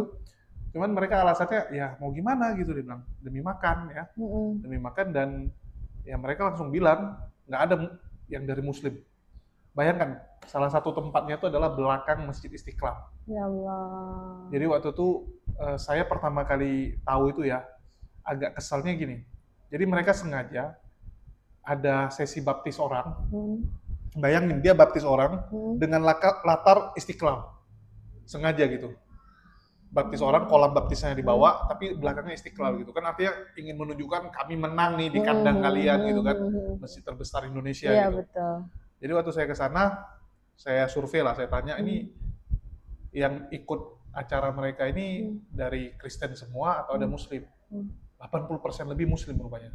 Hmm, Dan alasan mereka yaitu karena makanan dan ada kuis-kuis gitu kan. Jadi memang mereka ini dirangsang untuk belajar Kristen dengan kuis-kuis. Jadi mereka bikin kuis-kuis seputar Kristen, mau nggak mau kan lu belajar gitu kan. Lu harus belajar supaya lu bisa jawab kan. Nah, supaya lu kebiasaan belajar tentang Kristen. Dan kalau mau dibaptis waktu itu ada dikasih hadiah 500.000. Wah. Jadi banyak yang ngambil doang gitu. Ya udah deh. Saya tanya kan, dibaptis. Ya, dia cerita temannya dibaptis, iya dia bilang. Tapi temannya bilang, ya ambil duitnya doang lah. Udahlah nggak apa-apa gitu kan. Ambil duitnya. Yang gereja ini dia nggak ada masalah, walaupun orang ini sebenarnya nggak jadi Kristen juga nggak masalah. Yang penting dia dapat publisitasnya kan. Dia dapat videonya, dia dapat fotonya, dia bisa ngeklaim, lihat nih apa yang saya lakukan gitu kan. Bisa keren gitu. Aduh. Itu yang buat, aduh kesal Itu gitu. seandainya Kristennya tahu ya, waktu mereka dibaptis itu langsung ditulis syahadatnya, terus diantar ke Dispenduk Capil untuk merubah KTP, ya mungkin menang banget, menang telak kali ya. Tapi yang terjadi kan enggak toh, cuma dibaptis aja dapat publisitas ya. Iya, mereka cuma untuk menyenangkan hati donatur juga. Itulah makanya aku tuh sedih sama anak-anak kecil ya. Kalau di agama sebelah, anak kecil kan diajari Shalom. Itu semua orang, anak kecil loh, anak kecil. Nah sedangkan kita, anak kecil, Assalamualaikum dek. Ya ampun, aku sampai kaget. Sekarang kadang di masjid sini, saya bilang sama Pak Takmirnya, Pak, anak kecil kok nggak mau jawab salam toh Pak? Aku bilang gitu. Anak kecil yang TPK itu kadang kalau Assalamualaikum dek, bilang gitu toh. Diem aja, kalau enggak dia jawabnya Waalaikumsalam tapi sambil jalan. Nah, akidah dari kecil itu tuh mulai harusnya terkikis. tertanamkan gitu loh. Ya, Terus kita harus akui kita udah lagi terkikis. nah, harusnya tuh pendidikannya tuh diyakinkan dari kecil. Kenapa kamu Islam? Dijelasin ya. Saya kalau ketemu sama cowok-cowok, remaja-remaja Islam, tak tanya deh, yang dari lahir ya. Masalahnya kan saya pakai kerudung ya, jadi ketahuan Islam kan. Kalau nggak pakai kerudung kan nggak, saya abu-abu. Tapi karena saya pakai kerudung, jadi kan tak tanya kerudung, ketemu kerudung. Dek, kok Islam apa sih dek? Tak gituin, kenapa sih kok Islam? Ya kan bapak ibu saya Islam. Aduh dek, jawabanmu kok nggak pinter gitu. Aku mesti gitu langsungan. Lah harusnya gimana bu? Harusnya jawabnya gini, karena satu-satunya agama yang ditulis sama Allah itu hanya Islam di Al-Quran. Sedangkan di kitab lain nggak ada agama disuruh jadi Katolik, Kristen, Hindu, Buddha, nggak ada di kitab mereka. Harusnya yakinkan. Jadi mantap itu jawab. Karena hanya Islam, karena hanya Islam yang tercatat di Al-Qurannya, di kitabnya. Kalau perlu dinyanyikan terus tuh.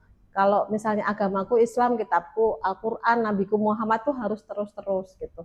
Jadi dari kecil itu tuh akidahnya tuh harus, jangan cuman kenapa Islam? Ya karena bapak ibu saya Islam. Itu kan nggak ngerti artinya. Nggak ngerti ya, kayak kita dulu waktu di agamaku dulu juga, kenapa sih kamu kok apa namanya agama ini gitu kan, waktu dulu ya karena papa ibuku Katolik kan gitu. Padahal kalau yang sungguh-sungguh bisa jadi mereka menjawab karena keselamatan hanya ada dalam Allah Bapa. Itu kan kayaknya dalam banget gitu ya. Tapi pada kenyataannya kan enggak, itu enggak. Kita kalau ditanya anak, "Mama kenapa sih mah kok tetap jadi Islam?" Ya, karena mama cinta Yesus. Tak bilang gitu. Lu kok bisa mama cinta Yesus jadi Islam? Yesus tak samain juga sama ibuku. Lah Yesus mati ya diapain? Disalib. Iya sih disalib. Habis disalib kemana? Ya kan masuk di gua, dikubur di gua. Lah kok di gua? Lah kan emang di gua. Iya sih di gua. Yesus pakai apa? Tak gituin. Kan sederhana. Ya itu pakai kain dibalut-balut. Lah yang mati kain dibalut-balut siapa? Tak gituin. Islam. Paling mereka bilang gitu. Nah makanya mama jadi Islam. Supaya matinya dibalut-balut kayak Yesus. Tak bilang gitu. Tapi itu kan zaman itu mah. Belum ada baju jas mah. Lah kan beda lagi kan. Tapi maksudnya kalau kamu memang cinta Yesus ya. Ikut Yesus. Ya, Yesus disunat, Yesus bersujud. Terus Yesus kalau masuk ke rumah ibadah gimana? Itu ada di Alkitab. Lepaskanlah kasutmu dan sucikanlah dirimu. Lah yang melakukan itu siapa? Islam kan, tak bilang gitu. Makanya kita harus melepas kasut. Kasut itu apa? Sepatu, sandal dilepas di luar. Lah nyucikannya kan udah mah pakai tanda gini air itu nggak menyucikan. Kalau menyucikan harus berwudu, tak gituin. Sederhana sekali. Memang harus dimulai dari yang sederhana sih. Saya kan bikin Jumat Berkah tuh selain yang tadi saya bilang ya, kita datangi tempat-tempat yang pemurtatan itu, kita juga ada bikin ke anak-anak. Jadi saya bawa susu. Ya, bawa susu, bawa snack, kita kasih pertanyaan-pertanyaan yang bisa jawab dikasih. Yang bisa jawab dikasih. Kalau teman-teman nonton di YouTube, lihatnya yang bisa jawab semua. Sebenarnya nggak bisa jawab banyak, cuman nggak kita taruh. Ya? Nggak kita taruh gitu. Kadang kita sedih juga gitu. Jadi 5 anak yang ditanya, paling 1 yang bisa jawab, 4 nggak bisa gitu. Ya, sebenarnya kesal juga gitu. Ini bikin lama kerjaan saya gitu. Kalau bisa cepat selesai kan, ya udah saya pulang gitu kan. Jadi ini banyak anak kok pada nggak bisa jawab ini.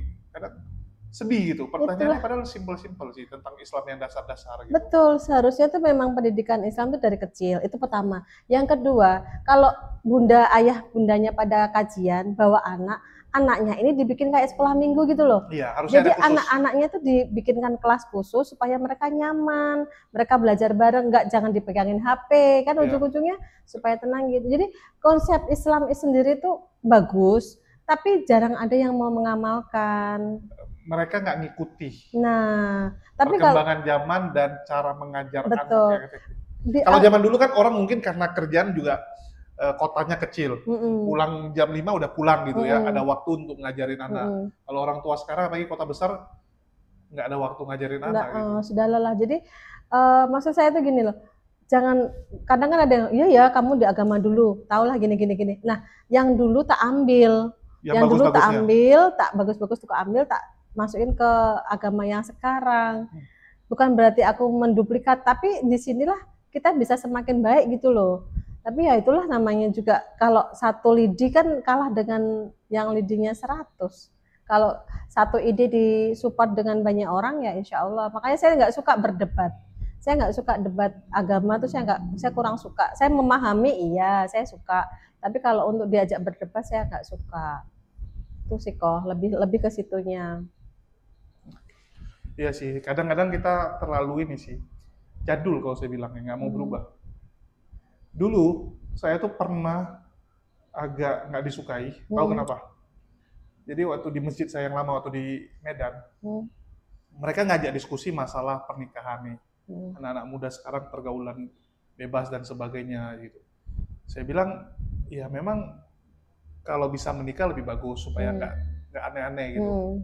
Tapi kalau nggak siap nikah juga jangan, saya bilang. Kalau bisa kita bikin itulah kelas pranikah gitu, kayak di sebelah kan ada kelas pranikah gitu ada. Ya dijelasin dulu pentingnya ada kerjaan, diajarkan juga bagaimana memaintain keuangan. Karena banyak orang kita tuh nggak ngerti bagaimana mengelola uang. Betul. Ya kalau orang tuanya ngajarin syukur, tapi kan banyak juga yang orang tuanya juga nggak pernah ngajarin gitu. Gaji itu pembagiannya gimana, alokasinya gimana gitu. Jadi waktu itu saya usulkan kalau bisa dibikin gitu. Malah saya dimarahin. Ini dibilang Bang Jul, ini dibilang kan orang mau nikah kok dipersulit dibilang. Iya. Kalau masalah rezeki itu nanti datang dari Allah. Setelah nikah banyak rezeki datang. Saya bilang, ya kan kalau memang masalah kerjaan oke lah. Tapi mentalitas pengelolaan keuangan sama bagaimana menghadapi masalah kan belum tentu orang siap. Betul. Ya. Kan nggak ada salahnya kita ajarin duluan gitu. Kalau ada masalah dalam rumah tangga apa yang harus kamu lakukan, bla bla bla bla, step-stepnya lah gitu. Itu yang kadang-kadang kita harus ini sih, harus ada yang yayasan-yayasan atau organisasi yang mengajarkan lah. Iya, yang terbuka lah ya, yang maksudnya tuh open gitu loh. Kita kan tidak mengajak pada keburukan. Iya. Terus kita kan juga bukan karena kita banyak tenaga juga gitu, tapi karena memang kita ada niatan baik, kita ingin lebih memakmurkan Islam itu sendiri gitu loh. Jadi ya saya nggak mau bicara yang muluk-muluk sih, saya lebih fokus untuk teman mu'alaf. Ayo kita jadi MLM-nya Allah, supaya Allah juga sayang sama kita, terus meyakinkan bahwa apapun yang kita alami itu juga bagian dari kasih sayang Allah. Gitu aja sih ke teman-teman mu'alaf. Mentalnya, lebih kepada mentalnya, supaya teman-teman itu seneng gitu. Makanya kenapa di sini makin banyak dan tidak tamat-tamat orang-orangnya, karena mereka suka. Artinya pengajarannya beda-beda terus dong? Materinya selalu berbeda. Kan gurunya sama, bahkan bertambah gurunya, tapi materinya berubah. Kadang di murojaah juga sering lupa. Gitu. Jadi ya sudahlah, kita menerima kondisi masing-masing bahwa memang kita mendapatkan hidayah bukan saat kecil tapi saat dewasa. Bahkan banyak pertentangan masing-masing kan. Jadi ya kita harus sabar-sabar aja. Ada nggak yang mualaf-mualaf yang unik ataupun yang aneh yang pernah dihadapi? Unik anehnya lebih ke mananya ya? Yang negatif deh. Kalau yang negatif tuh ada. Bahkan sampai saat ini kita pun juga sedih ya. Kenapa dia mentalnya masih seperti itu? Jadi menjual kemu'alafannya untuk mendapatkan materi, lalu menjual ceritanya untuk mendapatkan simpati, terus mengganggu orang-orang dengan kisahnya gitu loh. Jadi kan kayak nggak maju kan, sampai orang-orang kan akhirnya nggak seneng gitu. Itu yang saya kurang respect sih. Oke, yang mudah mualaf murtad lagi ada nggak? Mualaf murtad lagi sejauh ini sih kita belum terima kabar itu di sini. Tapi kalau yang Islam jadi Katolik, Islam jadi Kristen ada. Itu teman kan, bukan orang sini kan? Islam jadi ada, pernah kita dikonsultasikan. Oh, orang keluarganya datang konsultasi. Keluarganya konsultasi terus nanya-nanya, terus kita juga sharing sama si fulannya itu, si fulananya. Kita nanya-nanya tapi sepertinya dia kekeh. Ya sudah, mau gimana lagi? Gagal. Ya, sepertinya gagal karena dia sudah merasa kayak yakin banget gitu loh.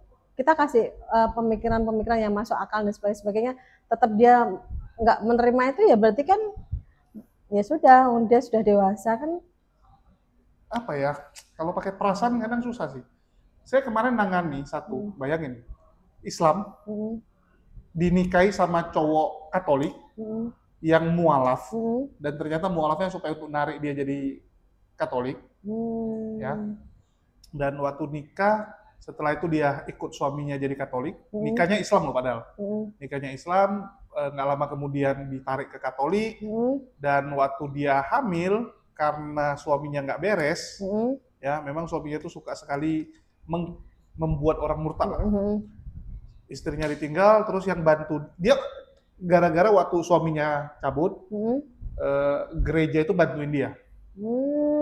Gereja bantuin dia, malah keluarganya yang nggak bantuin. Karena menganggap lu udah berkhianat kan, lu udah murtad, jadi keluarga nggak peduli. Ya, keluarga nggak peduli, tapi gereja peduli sama dia, komunitas gereja peduli sama dia. Sehingga walaupun dia lihat suaminya bejat, tapi dia tetap hutang budi jadinya sama, hutang budi sama Katolik. Ya, betul. Ya. Jadi dia bandingin gitu kan. Keluarga saya yang Islam malah tinggalkan saya di saat saya lagi hamil, susah, sedangkan yang Katolik malah merangkul saya gitu. Jadi dia menganggap bahwa yang salah suaminya, oknum gitu. Kan Katolik itu pasti ngomong juga kan, Iya, betul. ya itu oknum yang salah, oknum bukan agama, kalau agama ini benar gitu. terakhir dia tetap di sebelah. Sampai di satu titik waktu dia anaknya sakit, saya ada bantuin sih. Ya, dan dari situ mulai dekat kita. Inilah kita coba tanya dia apa yang terjadi, mulai terbuka lah dia kan, mulai terbuka. Bahkan saya terkejutnya waktu dia pasang status pagi-pagi dia di masjid. Masya Allah. Ya, dia di masjid, dia tulis rindu dengan suasana ini, subuh di masjid, rindu gitu. Jadi saya pikir, wah dia udah mau kembali Islam, semangat lah saya gitu kan, jelasin gitu. Terakhir dia bilang nggak bisa balik Islam, nggak bisa dia, karena hutang budi. Ya Allah. Saya bilang lah hutang budi itu di dunia, gue bilang lu mati masuk neraka. Betul. Ya, jangan gara-gara hutang budi lu jadi nggak enakan gitu. Tapi memang kan caranya gitu kok. Jadi caranya tuh memang ya halus lah, baik lah gitu loh, nggak. Jadi orang udah kena nyangkut, nggak enak untuk keluar. Betul sih. Yaitu itulah yang terjadi ya. Dulu aku waktu Katolik depan rumahku masjid. Begitu aku jadi Islam, depan rumahku gereja. Sempat galau juga gitu waktu itu.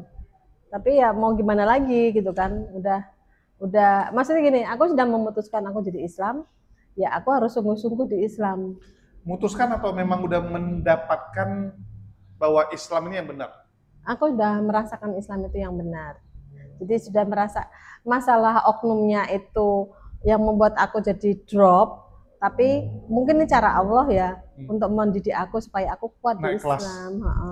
Jadi dan aku mesti kan ngomong gini sama teman-teman, kenapa saya getol tetap mencari teman-teman, mencari domba yang sesat supaya makin tersesat gitu kan. Itu ya salah satunya karena keluarga besar saya semuanya masih non gitu. Jadi belum ada yang bisa mendoakan saya kan. Akhirnya saya mencari saudara-saudara baru dari teman-teman baru saya ini yang mualaf. Kadang kita memang ini ya butuh circle yang menguatkan. Karena iman itu kan naik turun. Cuman itu tadi, kalau dia mualafnya cuma buat modus, ya mohon maaf kita tinggalkan. Terserah kamu mau jadi apa. Bukan salah kami lagi. Intinya kan ada yang kayak gitu kan. Kita sudah bina, kita sudah beritahu, kita sudah tahu memberikan konsekuensinya. Kalau kamu begini gimana, tapi dia tetap kekeh dengan sikapnya dia, ya sudah. Kita kan nggak bisa maksain, kecuali kami punya pondok, kami punya penjara yang kami urus dia setiap saat, setiap hari, dan mencukupi semua kebutuhannya, barulah gitu. Ini ada teman, kalau aku sebut namanya mungkin tahu ya, dia ngurusin mualaf pusing, kasus juga gitu. Terus dia pikir udahlah, dia taruh di pondok aja gitu kan. Dia taruh di pondok supaya dia bisa berubah, kabur. Udah kabur ke tempat lain, lakukan hal yang sama lagi. Dia bilang pusing kepala. Di Semarang kemarin pernah. Saya pernah dampingi seperti itu. Dibantu sama Ustazah Dewi Purnamawati. Kita masukkan ke pondok punya dokter. Itu di situ sebulan. Ternyata dia modus, dan mohon maaf. Dia sebetulnya dibilang dari rumahnya dia tuh di keluarga elit di Geraha Estetika. Kan elit tuh.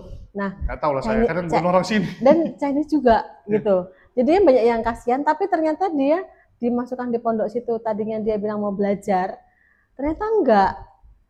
Dia belajar, saat belajar dia bilang sakit, di saat tidak saatnya belajar dia keluar dari pondok, lalu menjual cerita. Akhirnya pihak pondok kan tahu, wah kok seperti ini, nanti daripada pondoknya yang kena, dikembalikan kepada kami. Setelah kembalikan kepada kami kembalikan kepada keluarganya, dan kami tidak tanggung jawab lagi. Jadi apapun yang menyangkut beliau, kami sudah tidak sangkut paut lagi. Ya, kita juga selalu menghimbau kepada Iwan Villa semua di luar ya. Betul. Kalau mualaf dia bilang kayak terbengkalai gitu, coba dicek dulu dia syahadat di mana. Masa tega sih tempat syahadatin dia meninggalkan begitu saja gitu kan? Iya, betul. Itu sama ini kok, di saat orang pingin bersyahadat, itu kalau saya pribadi ya, sungguh ditanya niatnya dia apa gitu loh. Kalau hanya sekedar itu tadi menikahi, tapi kemudian untuk modus mengajak, itu ya kita harus membantu keluarganya yang itu gitu loh. Kan ada juga yang kayak gitu. Begitu setelah syahadat dia hilang. Kita nggak tahu lagi kabarnya gimana. Apakah dia tetap pada agamanya ataukah dia menekuni Islamnya. Itu yang sampai saat ini perlu masih diperhatikan juga. Lebih ke situnya sih. Sama antar lembaga mu'alaf ini saling menguatkan, bukan untuk saling berdebat. Istilahnya, di sana ada gini, yuk kita ke sana yuk. Kan kesannya kayak cuman, grup yuan ke sana. Habis itu yang di sana mau diapain? Ada nggak tindak lanjutnya gitu loh. Tapi kalau cuman sana hanya untuk menyelamat gini aja, terus berdebat dan sebagainya, habis itu ditinggal pergi, nah kita kan nggak tahu lagi sama dia. Itu kan malah lukanya lebih besar. Lebih bagus kita dari dasar, kita ngajarinya, kita bisa sanggupnya apa, kita lalu bisa tekun ke sananya. Jadi nggak dilepas gitu aja gitu loh. Mantap. Itu yang bisa memahami hanya mu'alaf. Ya, kalau yang karena kakak juga perempuan ya, karena perempuan tuh lebih bisa ini mungkin sih, ya. lebih dapat feel-nya gitu ya. Satu lagi kok, saya belum pernah cerita. Dulu waktu saya aktivis gereja, saya tuh berpikir menjadi seorang ustazah di agama Islam tuh gampang. Dulu mikirnya gitu. Hanya modal ngomong. Jago ngomong. Cuman pikir saya tuh gitu dulu. Begitu saya jadi Islam, ya Allah, ternyata ilmunya saya kok makin dijauhin. Aku pikir gitu. Jadi bayanganku dulu, nanti gampang lah aku kalau udah paham Islam cepetnya aku gitu. Ternyata enggak, malah aku kayak semakin diluasin, terus harus banyak belajar gitu loh. Nggak bisa. Di Islam tuh lu mau jadi ustadz, apalagi ustadz yang hebat lah kita bilangnya. Itu ilmunya juga harus hebat. Makanya. Kalau di sebelah, jago ngomong. Nah iya, itulah makanya aku mikirnya ke situ. Yang benar tuh yang di sebelah, yang penting lu jago ngomong. Ya kemarin saya ngomong sama siapa? Sama Kodondi. Sama Kodondi. Kalau di sebelah tuh ya, yang paling penting tuh jago doa berkat. Iya. Jago doa berkat. Bagaimana kamu membuat orang tuh saat kamu doa, ya apalagi doa berkat dia kayak bergetar gitu kan, merasakan bahwa doa roh. Ya. Doa bahasa roh itu kan sangat-sangat merasuk gitu ya. Terus aku mikirnya ke situ, nanti hadroh gampang, kan kita biasa mazmur nih, biasa kur nih gitu kan, biasa karismatik nih, gampang nanti hadroh gitu. Susah ya minta ampun, giliran kita ngomong bab ini, lah ternyata semuanya pakai dalil sama pakai hadis kan? Iya, semua harus pakai data. Harus pakai data kan? Lah kita sendiri pakai bahasa Arab aja nggak mudeng. Akhirnya ya oke lah kita belajar lagi gitu. Ini contoh ya. Tapi memang cara Allah tuh luar biasa kayak kakak pengalamannya ya. Walaupun awalnya terpleset tapi tiba-tiba ya belajar prosesnya luar biasa. Itu memang udah jalannya Allah. Saya juga mengalaminya gini kak. Ini saya ngomong pertama kali loh.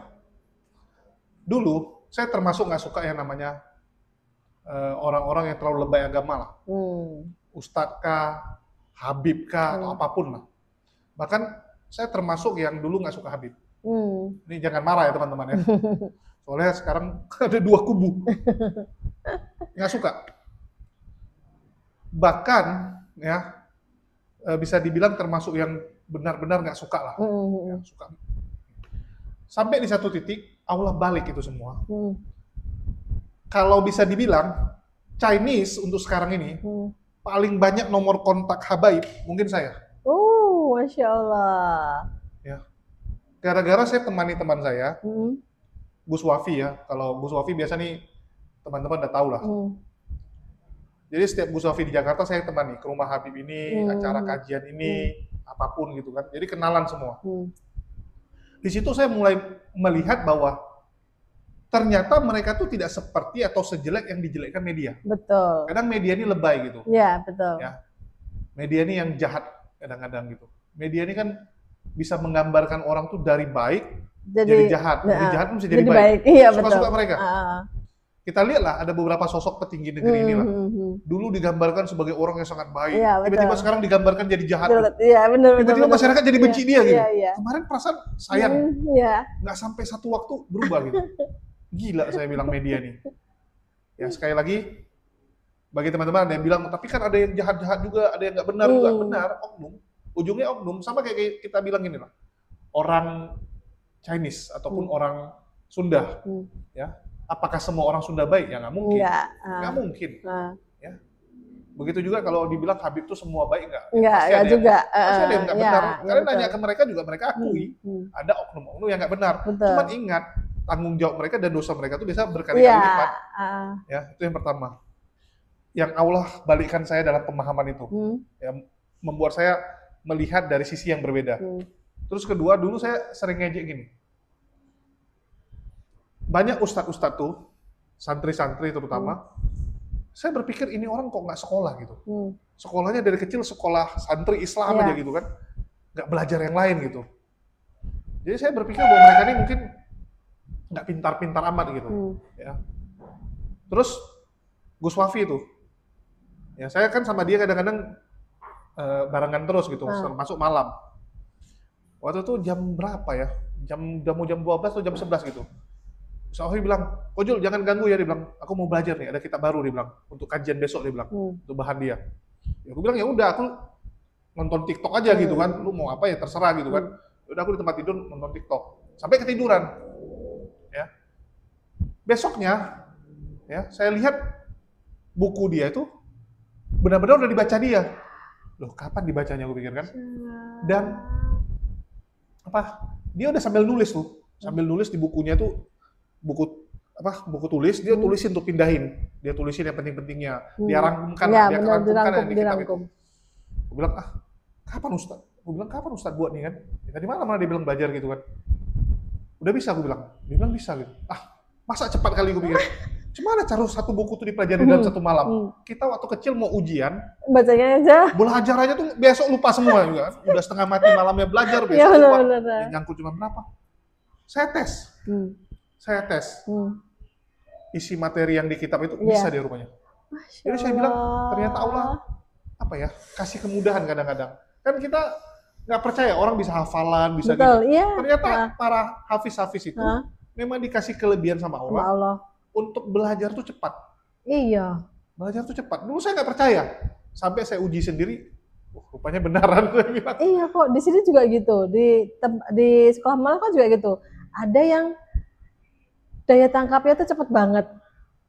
Jadi setiap kali ada pertanyaan dia cepet jawabnya. Kalau saya termasuk yang lemot, jadi harus berulang-ulang baru nyantel gitu kan. Jadi memang gimana ya, Allah tuh memang pengen menunjukkan itu loh. Kamu seserius apapun, kalau kamu memang nggak dipahamkan ya nggak bakal paham. Seniat apapun, senafsu apapun, seperti tadi saya bilang, alah gampang nanti jadi ustazah gitu. Ternyata ya Allah nggak ridho kan, jadi ya udah dijauh-jauhin. Jadi memang kalau memang lu belajar, ya tuh sekali lagi kalau memang niat kita belajar kitab ini, buku ini, ya lillahi ta'ala, Allah permudah. Iya. Karena dulu kan saya berpikir gini, yang pintar tuh biasa Chinese gitu, cepat belajar, cepat semua.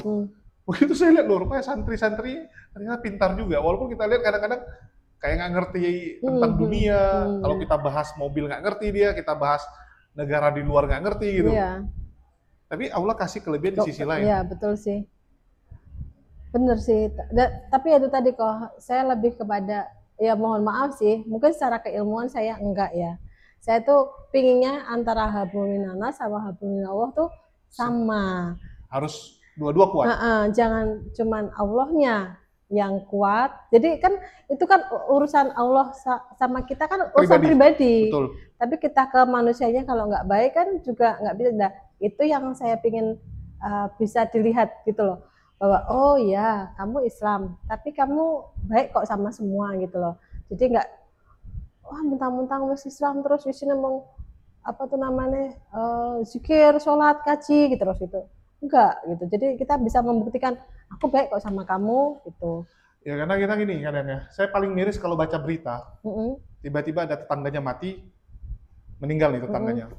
Mati kelaparan, mati karena ada masalah, bunuh diri gitu kan. Kan yang ditanyain tetangganya biasa sama wartawan gitu kan. Itu selama ini gimana si siapa ini? Lah selama ini baik-baik saja kok dia, nggak ada tanda-tanda aneh-aneh. Ya kan ujungnya selalu gitu kan. Iya. Ya, yang kelaparan juga dia bilang 2 hari yang lalu saya baru ketemu kok, masih hidup, masih lewat depan rumah gitu. Oke, ya, lu tahu artinya tetangga lu, artinya lu nggak dekat. Iya. Kalau lu dekat, lu pasti tahu dia kelaparan. Buktinya dia mati kelaparan, lu nggak tahu. Lu bilang baik-baik saja gitu. Kan ujungnya selalu bilang gitu, baik-baik saja kok, selama ini ramah, selama ini nggak ada tanda-tanda yang aneh-aneh gitu. Bukan nggak ada tanda, lu yang nggak peka dan lu nggak mau tahu. Betul sih. Lu nggak mau tahu. Kalau ada yang meninggal karena kelaparan, ya tetangganya selama ini nggak tahu, kan kelewatan. Contoh, gue punya tetangga nih, tiba-tiba tambah kurus, pasti kan apa sakit apa sakit, apa salahnya kita tanya. Gitu. Padahal di Islam jelas ya, Rasulullah berkata haram mencium bau surga saat kita tidur dengan perut kenyang, sementara saudara kelaparan dan tetangga kita kelaparan. Betul. Ya, ini kadang-kadang yang kurang peka sih, kurang peka sekali. Jadi seandainya nih teman lu yang depresi atau tetangga lu yang depresi, waktu itu lu rangkul, ya bisa jadi nggak jadi bunuh diri. Ya. Betul nggak? Orang tuh sampai bunuh diri itu karena udah depresi dan udah istilahnya nggak ada yang bisa ini nasihati dia lagi, nggak ada yang bisa menguatkan dia kan? Iya, itulah gunanya kita berkomunitas dan berhubungan baik. Jadi jangan merasa gini loh kok. Kadang ada, oh aku kan wes nih, sudah jadi ketua nih, aku udah punya jabatan. Kalianlah yang respect sama aku. Itu tuh jangan kayak gitu loh.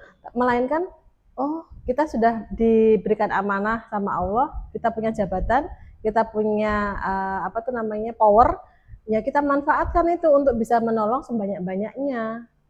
Ya kan lebih bagusnya kan seperti itu, tapi ya itu kembali lagi pada pribadi masing-masing sih. Itu kalau aku pribadi sih di sini berusaha banget, makanya konsep kajian yang aku bikin entah di sini, entah di Fikih Muamalah, entah di Salamah, entah di SMI Salatiga, aku tuh sangat-sangat berusaha satu sama lain tuh harus saling mengenal.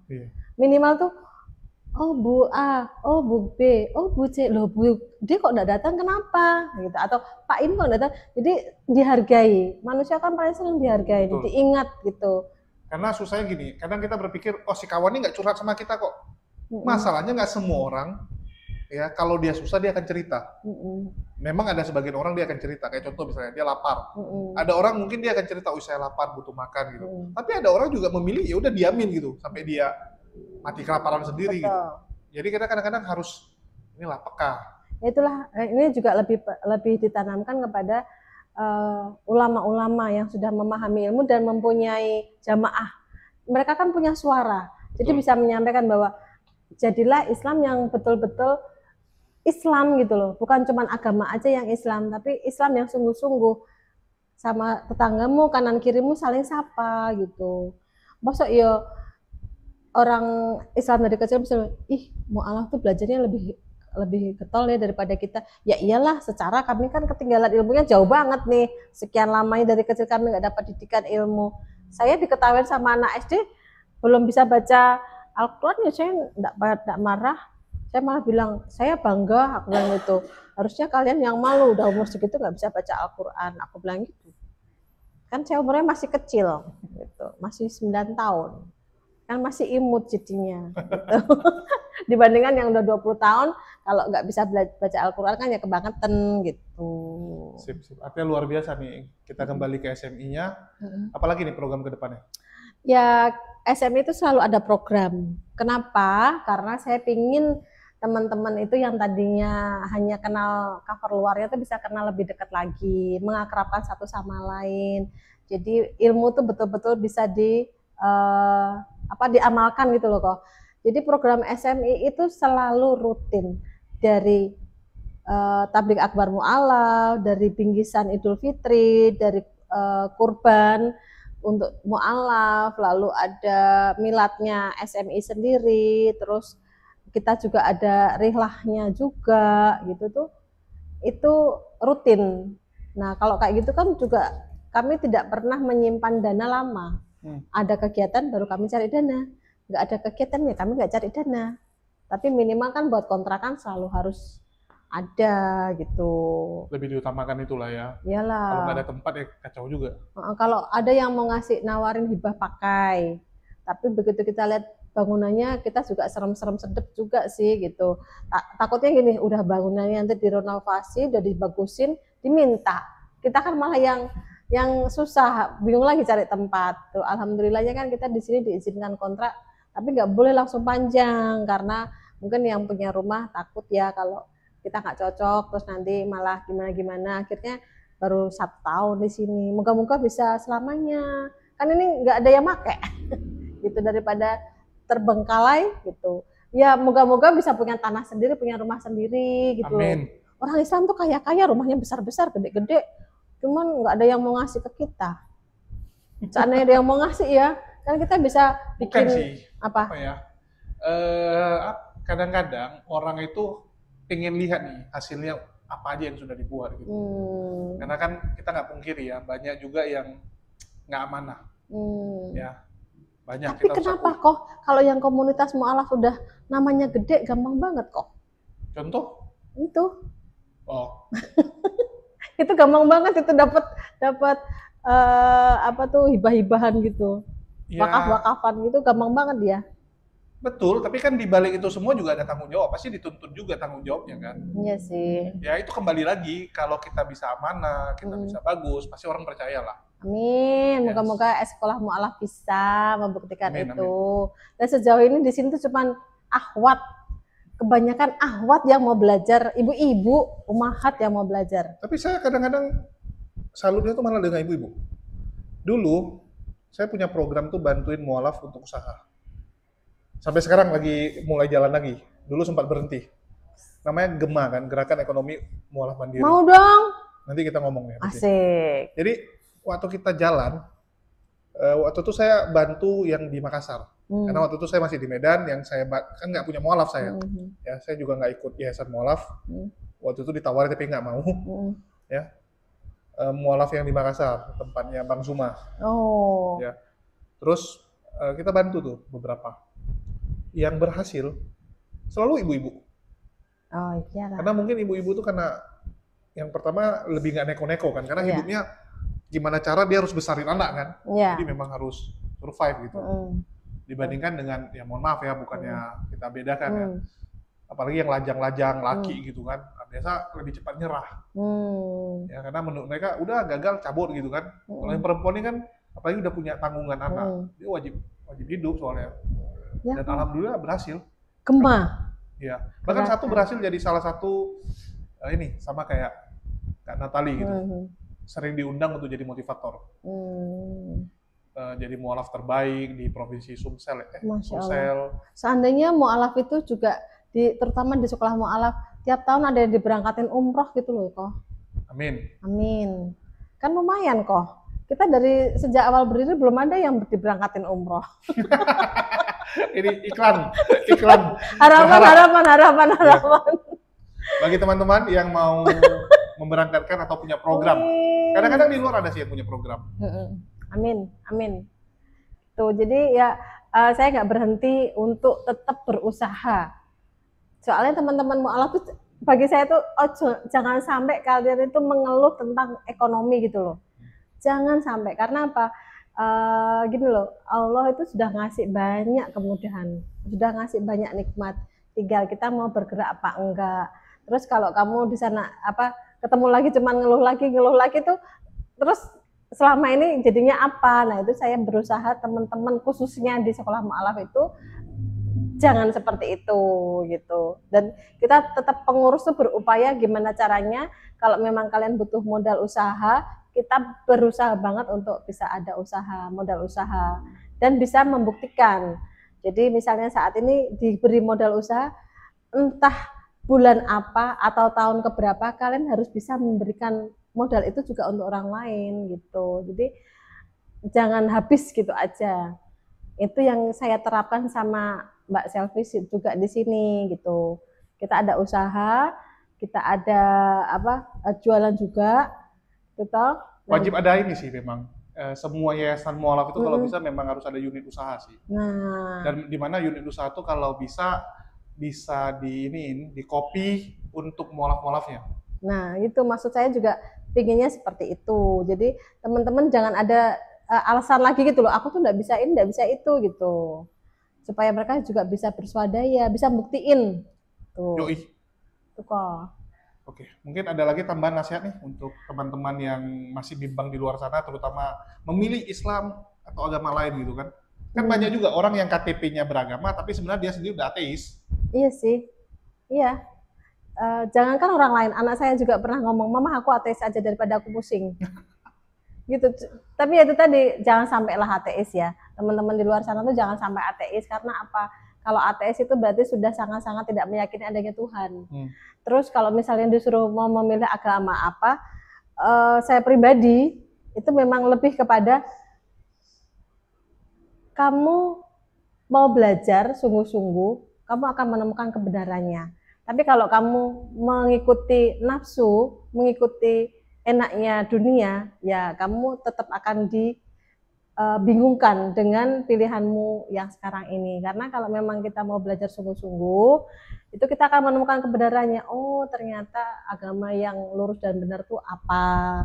Lalu dari semua kitab-kitab itu yang memang harusnya dipelajari itu agamanya apa. Itu tuh sangat-sangat detail. Lalu semua di kitab-kitab itu juga dituliskan yang agama terakhir tuh apa sih, agama yang disempurnakan tuh apa sih, dan yang mendapatkan janji tertulis dan bisa dibuktikan tuh apa sih. Itu kalau yang benar-benar mau belajar itu akan tahu kok jawabannya apa, kan? Betul. Gitu. Mantap.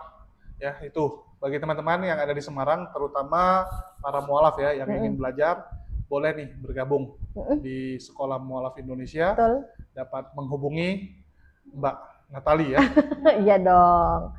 Di IG-nya kan ada, IG-nya Sekolah Mualaf Indonesia ada, di Facebooknya Mualaf Indonesia, Sekolah Mualaf Indonesia juga ada. Ya, itu untuk laporan sekalian ya, apa aja kegiatan yang dilakukan Betul. oleh SMI. Mantap, luar biasa. Ya, Makasih makasih banget buat Mbak Natali atas waktunya. Makasih kok. Sekian dari kami, makasih buat semuanya. Di akhir kata saya ucapkan wassalamualaikum warahmatullahi Warahmatullahi wabarakatuh. wabarakatuh. Sampai jumpa di lain kesempatan.